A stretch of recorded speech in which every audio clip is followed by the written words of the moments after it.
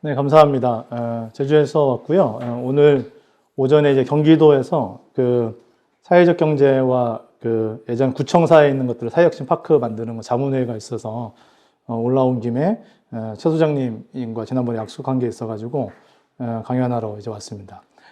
저 이제 그 청년 정책과 관련된 부분이긴 한데 청년 정책에 대한 세밀한 내용을 이야기하는 방법이 있고, 그다음에 제가 이러한 정책을 구성하게 된 이제 원리나 철학적인 내용들을 이제 이야기하는 경우들도 많은데, 오늘 약간 시간이 좀 그래도 1시간 반 정도 넉넉하게 좀 주셔가지고 약간 생각하는 약간 이제 시대적 방향의 좀 철학적인 얘기들을 좀 먼저 하고 뒤에 청년 정책에 대한 얘기들을 좀 해볼까 합니다. 먼저 좀 제 얘기를 좀 먼저 좀 소개시켜 드릴게요. 네. 저는 이제 사람마다 소명을 가지는 게 매우 중요하다고 생각하는데, 저는 이제 제주의 미래 가치를 만드는 데 기여하는 사람이라고 하는 소명을 가지고 있습니다. 제가 이런 소명을 가지게 된 계기가 몇 가지가 있는데요. 첫 번째는 이 글입니다. 잘 보이실지 모르겠는데, 저는 이제 고향이 제주도고 제주에서 이제 서울 학교를 나와서 인터넷 포털 다음에서 검색으로 돈을 버는 걸 기획하는 검색 비즈니스 팀의 팀장을 맡고 있었습니다. 2003년도에 다음에 이제 창업주인, 지금의 속가 대표인 이재용 대표가 회사 게시판에다가 다음과 같은 글을 올렸는데요. 낙서판에 재미로 하는 건데 농담이다. 이제 너무 진지하게 받아들이지 말고 회사를 환경이 좋은 전주나 경주쯤으로 옮겨보면 어떨까요? 라고 하는 글을 남기셨어요. 그래서 이제 많은 분들이 거기에 이제 반응을 했죠. 그래서 좋아요 같은 기능에 찬성 반대 기능이 있어서 47명이 찬성을 눌렀고, 한 줄 답변, 댓글 기능이 있었습니다. 그래서 댓글 기능에 제가 제일 처음 글을 남기게 됩니다. 저는 고향이 제주도이기 때문에 이왕이면 제주로 갑시다라고 하는 7글자를 남겼고요. 그리고 나서 정확히 1년 후에 다음은 제주 이전에 대한 이제 협약들을 이제 제주도가 진행하게 됩니다. 이 1년 사이에 어떤 일이 있었냐면, 이재용 대표가 저랑 이제 밥을 먹자고 연락이 와서가지고, 댓글을 보고 생각해 보니 자기가 생각해도 제주도와 관련 만약에 회사를 옮긴다면 제주도가 좋겠다고 생각이 좀 들었다. 그래서 제주도와 관련된 검토를 좀 시작했으면 좋겠다는 얘기를 좀 주셨고요. 그리고 이제 경영지원팀과 저는 이제 제주 이전과 관련된 검토팀을 만들어서 이제 몇 개월 동안 이제 제주 이전에 대한 검토를 좀 진행하게 됩니다. 그리고 이제 한 2003년 12월쯤에 이재용 대표한테 이제 보고서가 올라갑니다. 그래서 이제 여러 가지 이유로 이제 회사를 제주로 옮기는 거는 어렵겠습니다라고 하는 보고서가 올라가죠. 그때 이제 이재용 대표가 저랑 그러면 이제 보고서를 받고 나서 저녁을 먹자라고 이야기를 주시더라고요. 그래서 저녁에 술을 한 잔을 하면서 이런 이야기를 주셨어요. 이런 일이 일어나면 되게 좋겠다. 미래에 이런 일이 있으면 좋겠다. 그런데 현재 그런 일이 이루어지고 있지 않다. 예를 들면 제주에 좋은 기업들이 많이 가면 좋겠다라고 생각하는데 지금 제주에 좋은 기업이 가 있지 않다라고 하면 당연히 어려움과 문제가 많은 거다. 그런데 이제 미래를 만들고자 하는 사람은 그런 어려움과 문제를 해결해서 그런 미래를 만들어 가야 된다라고 이야기를 주시면서 저보고 이제 검색 페이지 팀장을 좀 그만두고 본격적으로 제주 이전에 대한 검토를 시작했으면 좋겠다라고 이제 이야기를 주셨습니다. 그래서 왜 제가 그걸 해야 될까요? 이렇게 했더니 제가 댓글 남기면서 시작된 거기 때문에 말하는 사람 책임지기 법칙에 의해서 제가 이제 맡게 되었고요. 또 하나는 이제 다른 이유는 어려움을 돌파하려면 뭔가 열정과 이제 동기가 있어야 된다는 거죠. 그래서 저는 이제 고향이 제주도고 제주에 대한 애정이 있기 때문에 너가 한다면 그걸 어려움을 좀 돌파할 수 있을 것 같다라는 이야기를 주셔가지고 저는 이제 그 이후에 12월부터 이 협약이 이루어지는 3월까지 도랑 협의하고 제도도 만들고 다양한 이제 준비를 한 5년간의 이전 준비를 하고 나서 이 협약이 이루어지고 집니다. 그리고 나서 이제 또 제 운명을 좀 바꿨던 일이 생기는데요. 저희가 이제 제주 이전에 협약을 하고 나서 이제 노무현 대통령께서 청와대 쪽에서 저희한테 연락이 왔습니다. 그래서 대통령께서 매우 관심을 가지고 있고 제주 일정이 잡히는 데를 바로 다음에 이전하는 현장들을 가보고 싶다라는 얘기를 주셨습니다. 제일 처음에 저 협약을 하고 나서 이제 20명 정도가 통나무 펜션을 개조한 곳에서 이제 근무를 시작합니다. 이제 요즘으로 치면 인공지능을 연구하는 연구팀이 이제 내려가서 있었는데요. 이곳에 이제 노무현 대통령이 이제 8월에 찾아옵니다. 찾아왔던 이유는 대통령께서 당선되고 나서 2003년을 지나고 2004년을 이제 돌이켜보면서 2002년 당선 때 가장 강력한 공약이 국가균형 발전이었죠. 그래서 서울에 있는 행정부서들도 세종시, 그러니까 행정수도를 만들어서 옮기겠다는 것과 서울에 있는 모든 공기업들을 지방으로 옮기겠다라고 이제 공약을 하시고서 이제 당선이 되셨는데 2003년도 막상 집권하고 보니까 공무원들도 그렇고 공기업들도 그렇고 강력한 저항에 의해서 지방 이전이 생각보다 쉽지 않은 상황이었습니다. 그런데 이제 유명한 기업인 다음이라는 곳이 가장 어려운 지역을 생각했던 제주로 간다고 하니까 너무나 기쁜 나머지 다음에 제주 이전 현장을 이제 찾아오신 거죠. 이정우 대표랑 저랑 이제 대통령께 이제 브리핑 자료를 만들어야 되잖아요. 그때 이제 만들면서 이제 이야기 드렸던 게 왜 제주로 옮기려고 하느냐, 다른 지역도 많은데 이런 이야기를 주실 거라고 생각을 해서 그때 저희는 제주는 미래 가치를 가지고 있습니다라는 표현을 했습니다. 미래 가치라고 하는 말은 이제 경영학이나 경제학, 행정학에서 많이 쓰이는데요. 예를 들면 지금 삼성전자가 요즘 이제 6만 원인데 그거를 이제 우리가 매입한다면 미래에는 그보다 높을 거라고 생각하기 때문에 매입을 하는 거겠죠. 그래서 현재 매입하는 가격을 현재 가치, 현재 투입하는 비용을 현재 가치, 미래에 예측되는 과정을 이제 미래 가치라고 하고 우리는 보통 현재 가치보다 미래 가치가 큰 거를 가지고 일을 진행하죠. 그래서 행정에서는 비용과 편익을 분석해서 이 편익이 이제 미래 가치니까 분석해서 현재 가치보다 미래 가치니까 큰 일을 진행하게 됩니다. 그래서 제가 이제 제주의 미래 가치, 제주는 미래 가치가 있습니다라고 하는 이 말을 사용하고 나서 어떻게 하면 제주의 미래 가치를 만드는데 기여하는 사람이 될 것인가라고 하는 개인적인 소명들을 좀 가지게 되었고요. 그래서 2004년도부터 2008년도까지는 다음에 제주 이전을 쭉 총괄합니다. 그래서 이제 조그만 건물도 짓고 그 다음에 지역에 있는 대학과 협력 관계도 만들고 그래서 이제 한 200명 정도의 직원이 내려가고 그 다음에 본사 이전 터를 좀 만들어서 다음에 본사 이전에 대한 계획을 어느 정도 마스터 플랜을 이제 세우게 됩니다. 그때쯤에 이제 제가 그 이재용 대표 소개로 넥슨의 이제 김정주 회장을 만나게 되는데요. 이 김정주 회장에게 다음에 제주 이전에 대한 얘기들을 쭉 이제 브리핑을 하고 나니까 넥슨의 이제 관계사들이 좀 많으니 넥슨의 관계사도 지역으로 좀 옮겨보겠다라고 하는 이야기를 좀 주셔서 그 다음에는 이제 제가 2009년도에는 넥슨의 지주회사인 NXC라는 곳으로 옮겨서 거기서 대외사업본부장을 만들면서 NXC를 제주로 이전하고 그 다음에 넥슨의 관계사 몇 가지를 제주로 이전하는 작업들을 쭉 하게 됩니다. 근데 이제 제주의 미래 가치를 만드는데 제주 밖에 있는 기업을 제주로 가지고 와서 만드는 것도 되게 중요하지만 우리 사람도 자신의 비전을 만들어내려면 자신의 강점과 자신의 자원으로 진행을 해야 되듯이 어떻게 하면 제주의 자원으로 미래를 만드는 것이 필요하지 않을까라고 하는 고민이 좀 들었고요. 그래서 저는 이제 사회적 기업을 창업하겠다는 이제 결심을 가지고 서미다라고 하는 사회적 기업을 창업합니다. 서미다는 이제 제주가 섬이다라는 뜻도 있고요. 한자로는 빛날 섬, 다를리, 많을 따를 써서 빛나는 다름이 많다, 아니면 다름이 많기에 빛난다는 뜻을 가지고 있는 사회적 기업이고요. 어떤 일을 했었냐면 제주가 갖고 있는 로컬 푸드, 그 다음에 자연, 어떤 문화적인 요소들을 가지고 새로운 제주의 미래 비즈니스 모델을 만들어 보겠다라고 하는 개념을 가지고 창업을 하게 됩니다.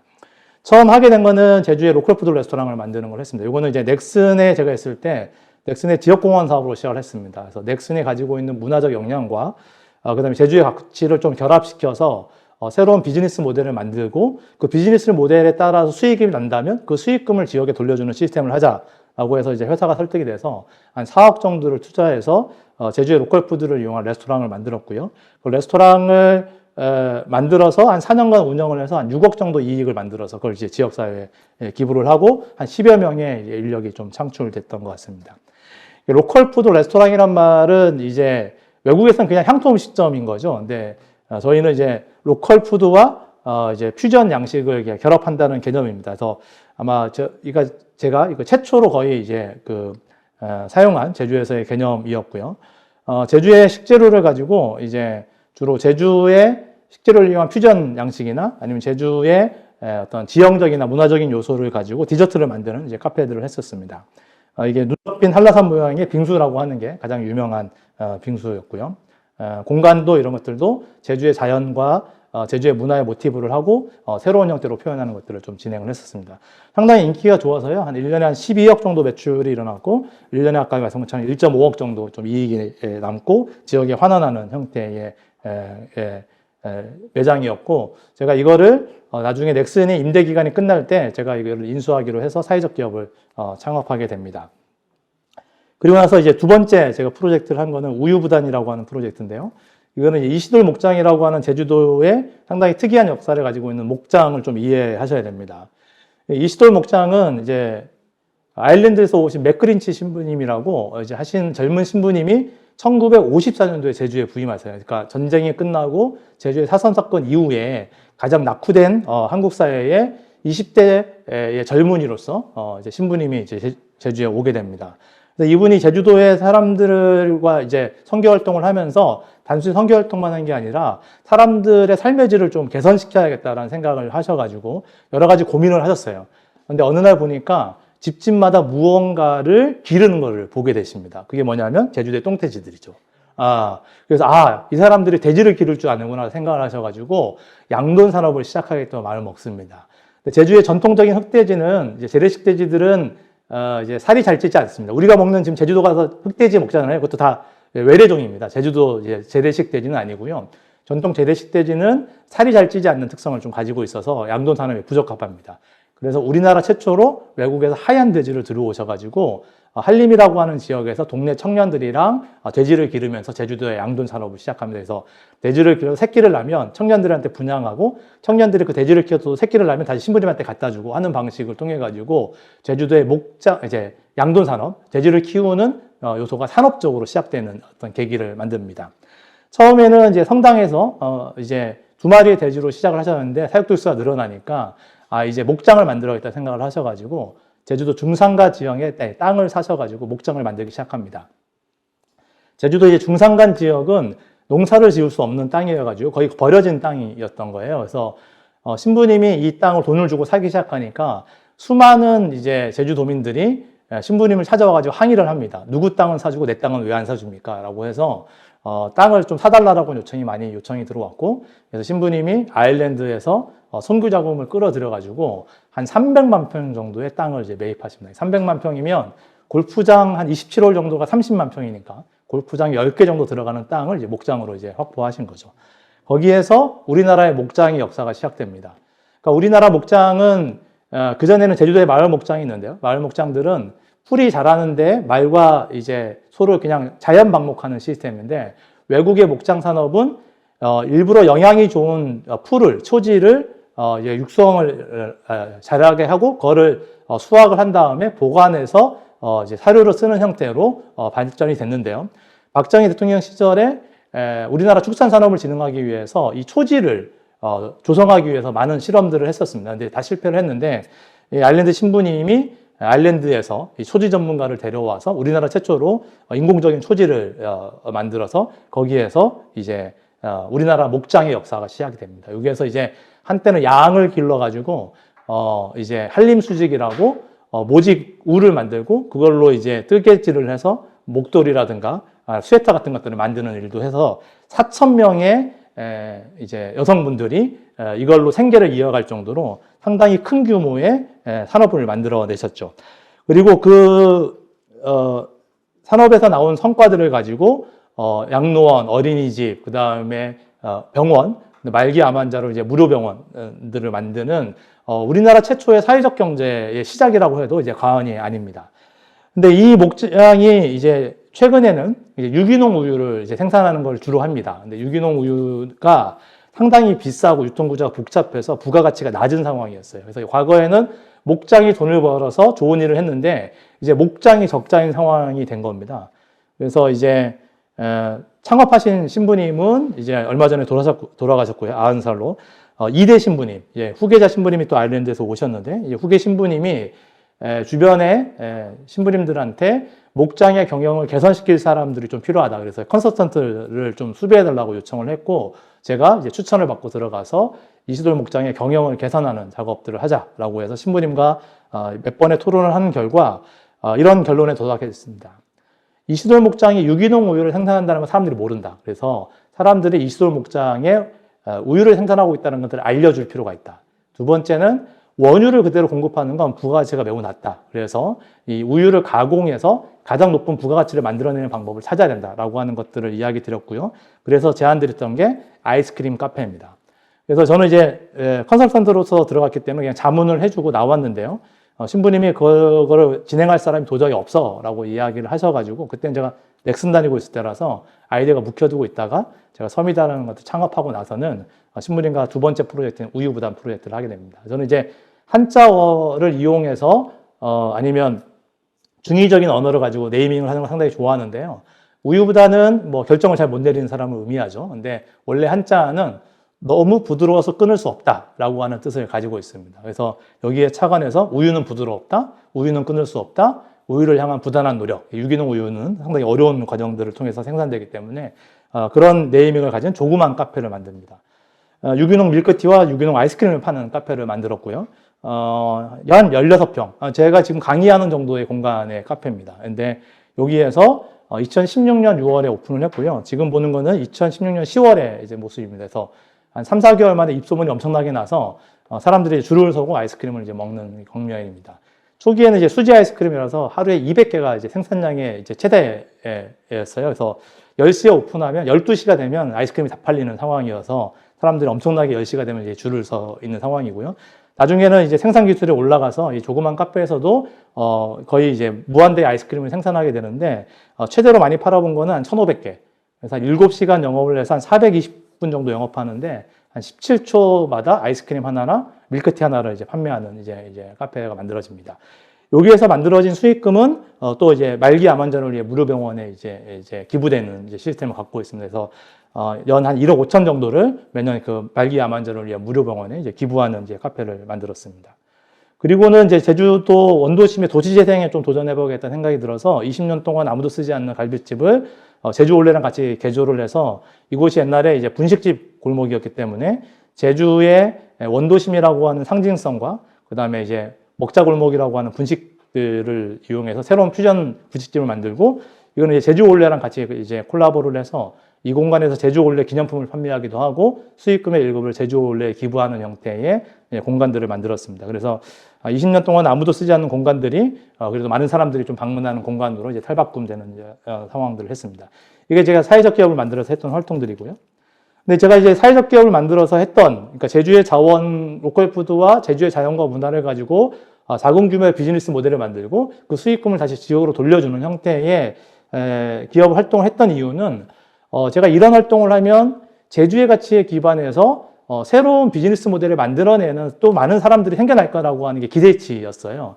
그런데 보니 이 혁신을 따라하는 사람은 상당히 많습니다. 이제 로컬 푸드 레스토랑이라고 하면 제주도에 한 300개 정도가 검색이 되고요. 저희가 제주의 로컬 푸드를 이용해서 퓨전 이제 그 디저트 같은 것들을 만들었더니 제주에 가시면 스타벅스도 제주의 원재료를 이용한 이제 디저트 그리고 이제 제주도 뭐 돌담이라든가 이런 모양들을 이제 카피한 어떠한 이제 그 디저트를 만들어내는데 정작 새로운 혁신은 많이 만들어지지 않는 것을 이제 생각하게 된 거죠. 왜 계속 새로운 혁신들이 만들어지지 않을까라고 할 때 지금에 보는 이제 그래프를 만나게 됩니다. 이거는 이제 기술의 수용주기라고도 하고 혁신의 정규분포라고 불리는 이제 그래프인데요. 어떠한 혁신이 어떻게 만들어져서 어떻게 전파되는가에 대한 그림입니다. 한 2.5%의 혁신을 창조하는 사람들이 있고요. 이 사람들이 혁신을 새롭게 시도를 해보면 이 혁신의 가치를 알아보는 얼리 어댑터가 한 13% 정도가 있어서 이 가치를 비싼 돈을 주고서라도 수용하고 이것들을 주변에 전파하기 시작합니다. 그러면 나중에 실용자들이 이들을 앞에 얼리 어댑터의 내용들을 받아들여서 이 혁신을 이제 받아들이게 되죠. 특히 이때쯤 되면은 대량 생산 시스템이 되면서 높은 가격이 다운이 됨으로써 실용주의자들도 충분히 이제 소화할 만한 이제 기술로 전환이 됩니다. 예를 들면 전기차를 만드는 테슬라 같은 혁신가가 있다라고 하면 그거를 아주 비싼 가격을 주고서라도 사서 이제 나는 이런 전기차가 미래의 기후 협약에 되게 좋을 거야라고 얘기하는 사람들이 생기고 그러면 전기차와 관련된 새로운 트렌드와 문화가 만들어지고 나중에 이제 대량 생산 시스템에 의해서 화석연료에 버금가는 형태의 경제성을 가진 전기차가 보급됨으로써 나중에는 이제 전기차의 시대가 오는 이러한 구조입니다. 그러면 새로운 혁신이 계속 촉발되려면 혁신을 창출하는 혁신가를 길러야 되고 그 혁신을 알아보고 전파시키는 얼리 어댑터를 길러야 되는구나 라고 생각이 들어서 청년들을 혁신가로 길어내는 작업들을 해보자라고 하는 생각이 듭니다. 그래서 2013년도부터 이제 넥슨의 사회공헌 자금을 한 1억 정도 확보를 해서 지역 청년단체들한테 한 1,000만 원씩 주면서 너희들이 하고 싶은 걸 해봐 라고 하는 것들을 하기도 했고요. 그 다음에 이제 기업가 정신과 문제 해결 방법론들을 이제 공부해서 그것들을 지역 청년들에게 이제 전수하는 작업들을 쭉 합니다. 그리고 이제 지역 청년들과 지역 청년 문제를 해결하는 뭐 해커톤 같은 것도 열어서 이제 2박 3일 동안 아니면 1박 2일 동안 이제 새로운 이제 문제 해결들을 해보는 작업들을 하거나 도시재생과 관련된 혁신가들을 육성하는 스쿨을 열어가지고 유닛 마스터로서 그런 이제 도시재생 전문가들을 육성하는 작업들도 했었습니다. 제가 이러한 역할들을 하다 보니까 청년 정책에 관여하는 계기들이 생겼고요. 제주도에서 청년정책 기본계획이라고 하는 첫 번째 계획이 수립됩니다. 근데 이 기본계획에 제주도 청년들이 매우 많이 분노를 했습니다. 왜냐하면 청년 당사자들의 이야기를 듣지 않은 상태에서 일방적으로 정책이 만들어졌거든요. 그래서 청년분들이 저를 찾아와서 청년 기본계획에 대한 내용들을 좀 분석해서 좀 비판해달라고 하는 요청이 들어왔고, 제가 매우 강력하게 내용들을 분석해서 비판하고 그걸 공론화하는 작업들을 이제 하게 됩니다. 그랬더니 당시 지사가 원희룡 지사였는데요. 원희룡 지사가 저를 부르더니 이제 학교 뭐 선배기도 하고, 그래서 이제 야, 비판만 하지 말고 대안을 내놔야 되지 않겠냐라고 얘기를 했고, 그래서 만든 게 제주 더큰네일 센터라고 하는 되게 독특한 개념의 청년 일자리 센터를 이제 만들게 됩니다. 여기까지가 제가 이제 제주 더큰네일 센터를 만들어내는 어떤 과정이고요. 이 과정에 제주 더큰네일 센터가 담고 있던 어떤 철학적인 내용들, 방법론적인 내용들이 이제 많이 담겨져 있습니다. 그러면 조금 더 구체적으로 제가 이런 이제 새로운 청년 정책을 만들어 내는 이유들을 조금 더 들어가 볼까 합니다. 우리는 이제 혁신, 새로운 것들을 만들어내야 된다고 생각을 하죠. 근데 저는 새로운 것들을 만들어내가는 데는 방향성이 분명히 있다고 생각합니다. 그래서 그 방향성을 잘 이해하면 이것이 혁신인지 아닌지를 좀 판별할 수 있다고 생각을 하는데요. 하나는 뭐 쭉 시간 관계상 넘어가서 진화의 원리를 쭉 놓고 보면 생물들은 점점 한 세 가지 패턴의 변화들을 만들어냅니다. 더 다양해지고요. 단세포 생물에서 더 고도화된 기능을 수행할 수 있는 생물체가 되고요.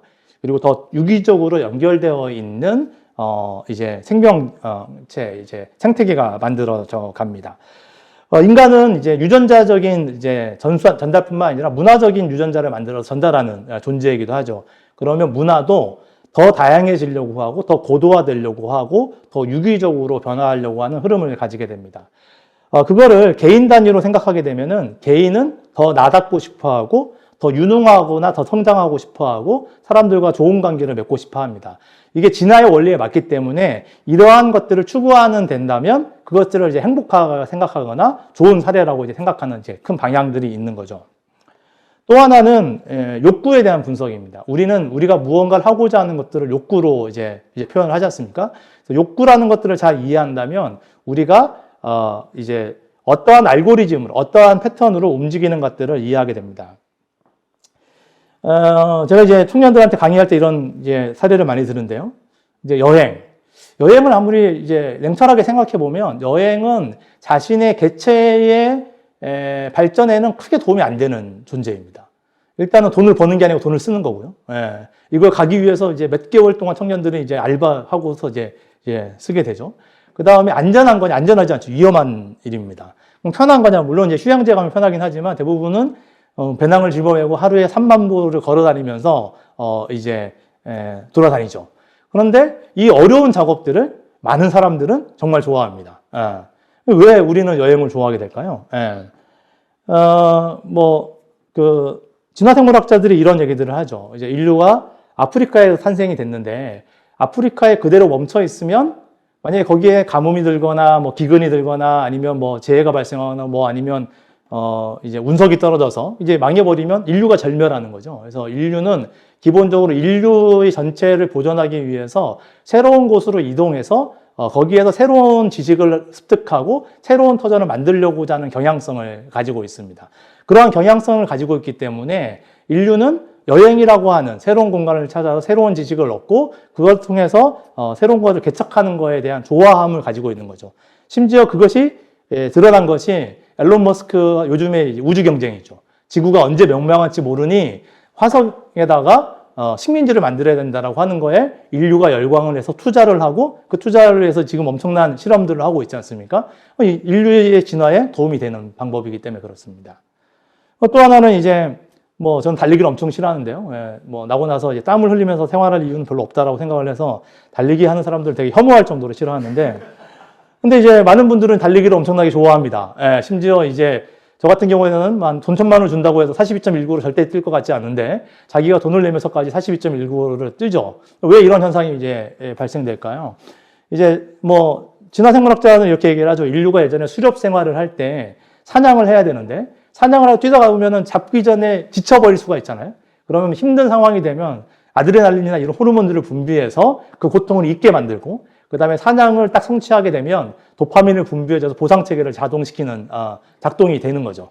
그래야 달리는 것도 좋아하고 무언가를 목표를 잡는 것도 좋아하기 때문에 그 행위를 계속 반복해서 인류가 생존을 유지할 수 있었던 겁니다. 그렇기 때문에 달리는 순간 어느 생각이 들면 상당히 사람을 기분 좋게 하는 호르몬이 분비되고, 그리고 목표를 도달했을 경우에는 그것에서 되게 이제 성취감을 느끼는 형태가 존재하죠. 아이를 키우는 것도 마찬가지입니다. 아이를 키운다라고 하는 건 냉철하게 생각하면 다른 개체이기 때문에 자기를 희생해서 누군가를 돕는 게 나를 행복하게 한다는 게 우리가 이해할 수 없지만, 실제로는 인류는 가장 긴 시간에 이제 교육기관을 거쳐야만이 개체로서 활동할 수 있는 존재이기 때문에 아이를 매우 귀여워하는, 그리고 아이를 키우는 것들을 매우 보람하게 느끼고 있는 알고리즘이 우리한테 이제 있게 되겠죠. 제가 청년들한테 이런 얘기를 하는데요. 배부른 돼지가 행복할까요? 뭐 배고픈 소크라테스가 행복할까요? 라고 하는 철학적 문제를 던지면 정말 안타깝게도 절반의 청년들이 배부른 돼지가 행복할 것 같다 이런 얘기들을 합니다. 안타깝지만. 예. 근데 이제 실제로는 이제 우리는 이제 배고픈 소크라테스가 훨씬 가치 있다라고 생각을 합니다. 왜? 그거는 개개인의 행복을 위한 것이 아니라 인류 전체의 행복을 위한 방법들을 고뇌하고 제시하기 때문에 그것이 가치가 있고 의미 있다라고 우리는 이제 바라보는 거죠. 결국 우리가 무언가의 욕구 체계라고 하는 건 단순히 나의 만족을 위한 것처럼 보이지만 그 안에는 실제로는 인류 전체를 위한 어떤 시스템들이 작동하고 있다라고 생각합니다. 그래서 저는 욕구를 분석하는 게 매우 중요하다고 생각을 하고요. 저의 모든 방법론의 이제 근간에는 매슬로우의 욕구 이론을 이제 근간으로 하고 있습니다.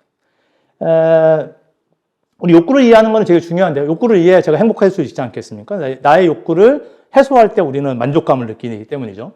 기업은 어떤 일을 하는 거냐면 기업은 고객의 욕구를 이해해서 그 욕구를 충족시켜주는 활동을 합니다. 그래서 욕구가 충족되면 반대로 나에게 돈을 주는 게 되죠.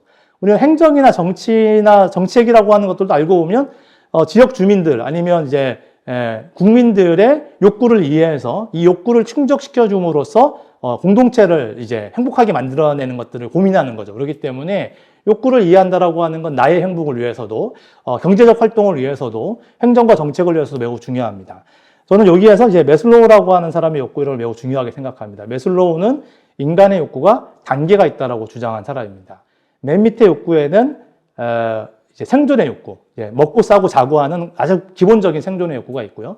이게 충족되고 나면 그 다음에는 좀 긴 시간 안전을 유지하고 싶은 욕구가 있고요. 이게 충족되고 나면 공동체를 이루고 싶은 욕구가 만들어지고, 이게 충족되고 나면 주변으로부터 인정받고 싶은 자존의 욕구가 만들어지고, 이게 충족되고 나면 그 다음에 비로소 자아실현의 욕구가 만들어진다는 게 매슬로우의 욕구 이론입니다. 이렇게 보면 시대가 쭉쭉쭉 흘러가면 어떠한 욕구 체계가 가장 강력한 욕구가 될까요? 당연히 자아실현의 욕구로 이제 우리 인류는 발전하게 되어 있습니다. 이 욕구 체계를 우리가 사회 현상에서도 착용할 수 있고요. 경제적인 문제에서도 착용할 수 있습니다. 예를 들면 우리가 이제 촛불 혁명이 일어날 때 촛불을 가지고 많은 사람들이 나올 때 다른 그룹에서는 태극기를 들고 나왔습니다. 이 부분은 우리가 이해할 수 있죠. 우리나라를 어떻게 만들어가는 게 좋을 거냐기 때문에 태극기를 들고 나오는 거에 대해서 이해할 수 있는데, 그분들이 성조기를 들고 나오지 않습니까? 이건 우리가 이해하기 좀 힘들죠. 왜 이분들은 성조기를 들고 나왔을까? 이 세대는 이제 전쟁을 겪은 세대죠. 일제시대와 전쟁을 겪은 세대죠. 그러면 욕구 단계로 치면 가장 기본적인 생존의 욕구와 안전의 욕구가 침해된, 이것을 충족되지 않는 이제 세대입니다. 보통 안전의 욕구와 생존의 욕구가 이제 충족되지 않는 사람들의 습성은 강한 사람에 의해서 나의 문제가 해결되기를 바라는 태도를 가지고 있습니다. 왜냐하면 내가 스스로 내 생존을 지킬 수 없기 때문에 강한 사람에 의탁해서 자신의 생존을 확보하려고 하는 전략을 수립하는 거죠. 그래서 문제가 생기면 어떤 뛰어난 리더가 생겨서 아니면 더 강한 사람이 이 문제를 해결해 주기를 바라는 속성을 가지게 있죠. 근대화 세대는 이런 이제 공동체적인 욕구가 가장 강한 세대입니다. 그래서 이제 국제시장 영화를 보면, 이제 전쟁터도 가고, 이제 온갖 고생을 다 하면서도 그분들이 뭐라고 했냐면 독일에도 가고, 내 자식들에게 가난을 물려주지 않았어요. 그런 거죠. 이 사람들은 욕구체계가 좋은 가정을 이루고 좋은 가정을 만들어내는 것들이 가장 강력한 욕구체계입니다. 그거가 제일 1순위이기 때문에 나머지 욕구를 그 안에서 이제 해소하는 거죠. 만약 요즘 청년들한테 가족을 위해서 회사에 가면 상사가 나를 매우 이제 힘들게 하더라도 굳고 참아서 다니라 그러면 절대 못 하는 거죠. 근대화 세대는 이제 공동체적인 욕구로 하는 게 매우 강한 욕구입니다. 민주화 세대는 이제 인정 욕구가 가장 강한 거죠. 우리가 헤겔이 인정투쟁이라고 하는 용어를 쓰지 않습니까? 그래서 노예에서 이제 하나의 주인으로 거듭나기 위해서는 목숨을 건 인정투쟁을 하게 된다는 거죠. 민주주의라고 하는 게 내가 나라의 주인입니다라고 하는 인정을 받고자 하는 투쟁이고, 그것들이 이제 근대화 세대의 가장 큰 내용입니다. 그러면 지금 MZ세대를 이해하려고 하면 무엇을 이해해야 되냐면, 자아실현의 욕구를 이해할 필요가 있는 거죠. 메슬로우의 얘기를 보면 이게 이제 그 다음에 조금 더 이제 디테일하게 나온 이제 그래프인데요. 저는 항상 이제 뭔가 고민을 그리면 이 그래프를 보면서 고민을 해소합니다. 아무튼 메슬로우는 자아실현이라고 하는 건 어떻게 봤냐면 새로운 걸 알고자 하는 욕구가 생기고 호기심의 욕구, 그 다음에 아름다움을 추구하는 욕구가 생기고, 그리고 자기를 성장시키고 자기의 정체성을 만들고자 하는 욕구가 생기고, 그리고 나서는 자기를 뛰어넘어서 누군가에게 돕고 기여하고자 하는 욕구가 생긴다라고 이야기를 합니다. 결국 미래의 비즈니스나 미래의 사회는 새로운 것들을 알고자 하는 욕구들을 충족시켜주고, 그 다음에 이제 좀 더 아름다움을 이제 만들거나 질서를 가지고 싶어하는 욕구를 충족시켜주고, 자기 정체성을 만들어주거나 아니면 자기의 성장을 만들어내는 것들을 충족시켜주고, 더 나아가서 선한 영향력을 행사하고자 하는 것들을 지원하는 시스템들을 만들 때 비로소 이제 그런 욕구 체계인 거죠. 그래서 개인은 자기만의 지식, 자기만의 스토리, 자기 자신의 심리적인 능력으로 개인의 정체성을 만들고 세상에 기여하는 방법을, 기업도 기업이 가지고 있는 기술, 기업이 가지고 있는 브랜드 아이덴티티를 가지고 세상에 기여하거나 고객에게 기여할 방법을 찾을 때, 그리고 지역도 지역이 갖고 있는 지식체계와 지역이 갖고 있는 심리적 역량을 가지고 지역의 정체성을 만들고, 그 지역의 정체성을 가지고 지역 주민이나 아니면 지역에 방문하는 사람들을 만족시켜 줄 때 비로소 이제 새로운 이제 미래가 만들어지는 겁니다. 그래서 제가 지역적 가치에 기반한 비즈니스 아니면 사회적 가치에 기반한 비즈니스들을 2010년도부터 고민하고 이제 실행을 했었던 거죠. 실제 이렇습니다. 우리가 먹는 거를 생각해 보시면, 먹는 거는 제일 처음에는 이제 목숨을 유지하기 위해서 에너지를 보충하는 거죠. 그런데 어느 날 TV에 보면 이름부터가 패밀리 레스토랑이에요. 광고 나오는 게 파티하고 크리스마스 때 뭐 생일잔치 뭐 이런 것들이죠. 이거는 먹는 거를 파는 것처럼 보이지만 실제 욕구체계는 이 공간에서 당신의 가족들은 행복할 수 있습니다라고 하는 공동체 욕구를 판매하는 겁니다. 우리가 이제 제주에서 요즘 서울에 올라올 때 가장 비싼 게 많이 팔리는 것이 양주라고 합니다. 발렌타인 30년 하면 한 50만 원에 이제 면세점에서 거래가 된다고 하죠. 뭐 이거 먹고 취하나, 뭐 막걸리 먹고 취하나, 소주 먹고 취하나, 알코올로 취하는 건 똑같은데 우리는 왜 50만 원, 100만 원 되는 술을 먹을까요? 이제 인정의 욕구죠. 나는 이런 것들을 이제 먹을 수 있는 사람이야라고 하는 걸 파는 거고요. 와인도 몇천 원부터 몇천만 원까지 있죠. 뭐 8가지도 있다라고 합니다. 이거는 심리적 욕구와 호기심의 욕구를 파는 겁니다. 이 와인은 몇 년도에 프랑스 어느 지역에서 어떤 품종을 어떠한 몇 년도에 그 기후 조건이 어땠는데 그래서 어떠한 특성을 가지고 있는 포도가 나왔고 어떤 와이너리에서 이거를 어떻게 해서 만들었더니 이게 뭐 과일향이 난다는 등 뭐 이렇게 뭔가 이제 온갖 향과 맛에 대한 이제 풍미들을 이제 이야기하게 되죠. 그래서 술을 먹는 것이 아니라 내가 이런 것들을 알고 있어요와 이러한 것들을 간별할 수 있어요라고 하는 것들을 보여주는 형태로 그런 욕구를 충족시켜주는 겁니다. 제가 이수로 목장에 이제 수제 아이스크림 카페를 만들었을 때 제가 아시는 분이 엄청 비즈니스를 잘 하시는 분인데 뭐라고 얘기했냐면 아니 동네에서 5분만 걸어가면 맥도날드에서 500원짜리 소프트 아이스크림을 판다. 근데 누가 1시간 동안 차 타고 와서 아무도 없는 허허벌판에서 5,000원짜리 아이스크림을 사 먹겠냐. 그건 안 될 거라고 얘기를 해주셨는데요. 보셔서 줄을 서서 먹죠. 왜냐하면 아주 초기의 사람들은 이시돌 목장이 갖고 있는 사회적 가치와 역사성을 인식하고 그거를 가지고 이 카페가 유지되면 이 목장의 전통을 유지해 줄 수 있다라고 생각을 하셨기 때문에 적극적으로 이걸 홍보하셨고, 그래 단기간에 가장 폭발적인 이제 인플루언서들을 확보하게 됨으로써 한 3, 4개월 만에 줄을 서는 카페로 이제 전환이 되는 겁니다. 그런데 반드시 어떤 것들이 충족되는 거냐? 사회적 가치에 대한 욕구들이 충족됐을 때 얼리 어댑터들이 그거를 받아들이고 전파하는 과정으로서 새로운 경제가 만들어지는 거죠. 하버드에서는 이제 비즈니스 리뷰에서 2016년 9월에 이런 매슬로우 욕구 이론에 따라서 비즈니스의 구조가 바뀌고 있다. 처음에는 매우 기능적 구조를 중시하는 욕구 체계에 만족하는 제품이 살아남다가 고객의 감성을 적극적으로 만족시켜주는 제품이 살아남고, 나중에는 공동체를 이루게 하거나 자기 정체성을 만들거나 그걸 뛰어넘어서 사회적인 영향력, 선한 영향력을 행사하는 비즈니스가 앞으로 점점 올라갈 것이다라고 하는 예측치를 내놓습니다. 이러한 것들을 되게 구조적으로 체계한 학자가 필립 코틀러라고 하는 학자고, 이 필립 코틀러는 마켓 3.0이라고 하는 책을 통해서 매슬로우 욕구 이론에 따라서 시대에 변화하는 시장의 변화들을 이야기합니다. 필립 코틀러는 마케팅에서는 되게 대가입니다. 이제 포피 전략이라고 하는 가격과 이제 뭐 프로모션, 그다음에 이제 플레이스, 뭐 이런 이제 그다음에 프로덕트, 이 네 가지를 가지고 마케팅을 해야 된다라고 하는 전략을 체계화한 이제 학자인데요. 이 사람이 뭐라고 얘기하냐면, 시장이 1.0 시장이 있었고 2.0 시장이 있고 3.0 시장이 있어서 진화하고 발전하고 있다는 겁니다. 첫 번째 1.0 시장은 대량 생산 시스템이 가능했던 초기의 시장입니다. 이때는 누군가가 제품을 만들어서 가장 값싸게 품질 좋은 것들을 공급하는 형태의 고요. 그걸 잘 공급할 수 있는, 효율적으로 구축하면 시장을 장악하는 시대입니다.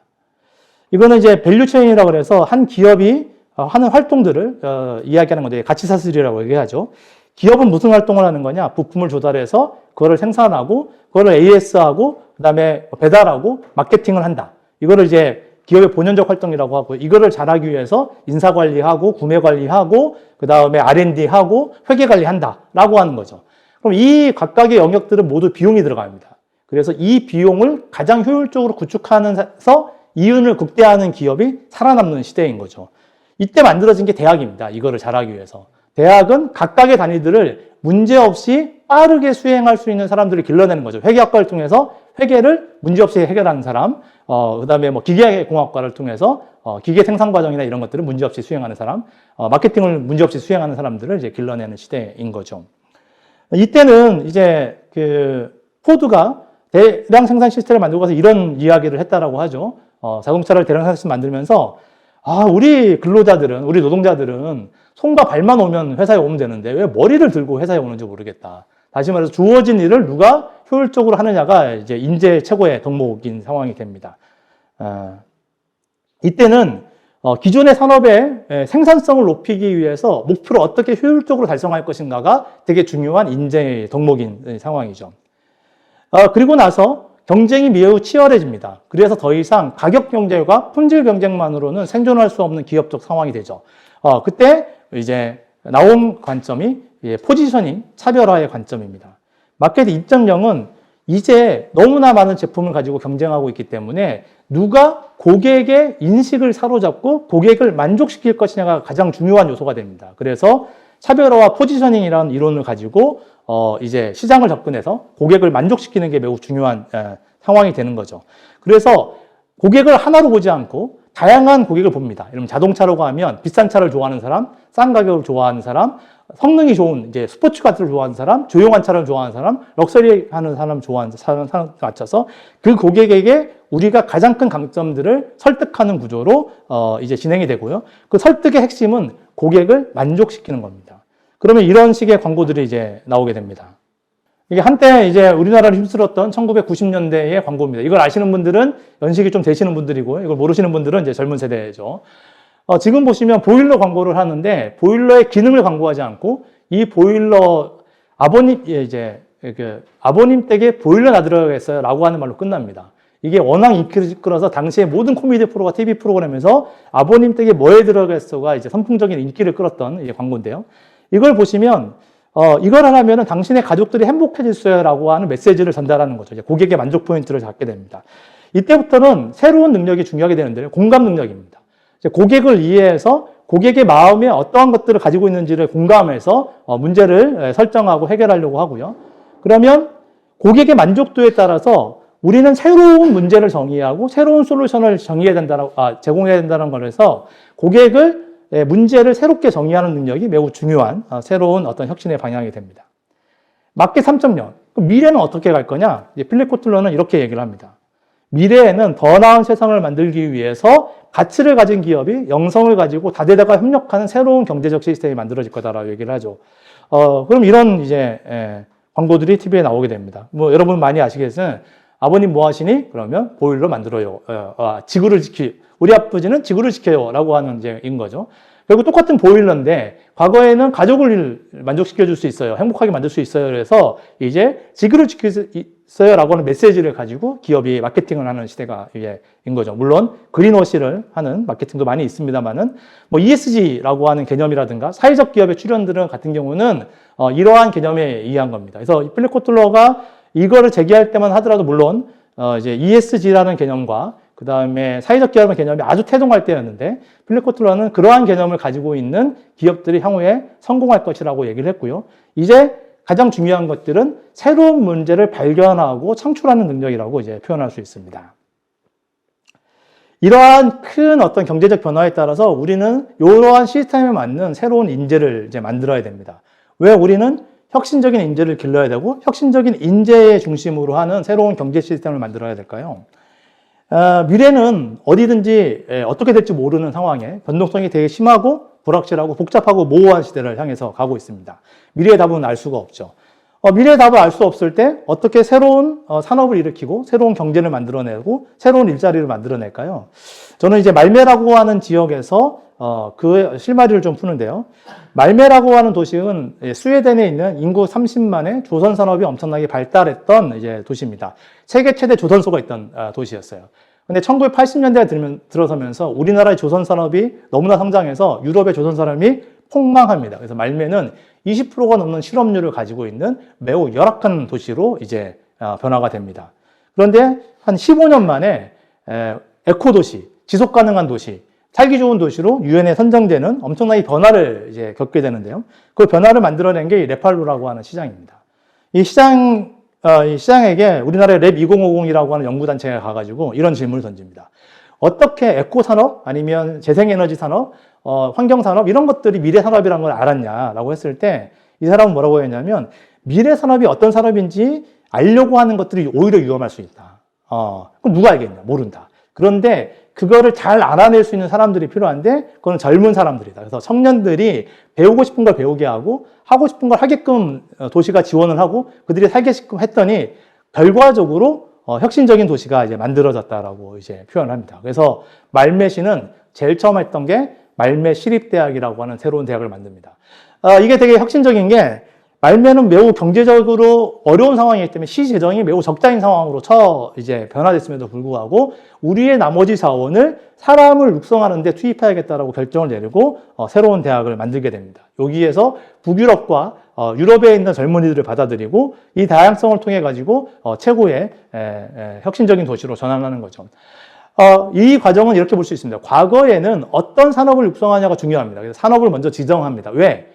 대규모의 자원이 투입돼야 가장 효율적인 생산 시스템을 만들 수 있거든요. 그래서 자동차 산업이야 그러면 지자체와 금융과 대기업과 중앙정부가 한 산업단지를 만들어서 공장을 만듭니다. 그리고 나서 이 공장을 운영할 사람이 필요하니까 그때야 사람을 육성해서 공장에 이제 공급하게 되죠. 산업정책이 먼저 이루어지고 후에 사람을 육성하는 전략입니다. 근데 말메의 전략은 먼저 사람을 키우고 사람이 하고자 하는 방향에서 새로운 산업이 형성되게 만들고 그 산업에 형성되는 것을 따라서 산업정책을 피는 그러니까 선 인재 육성 후 산업정책이고요.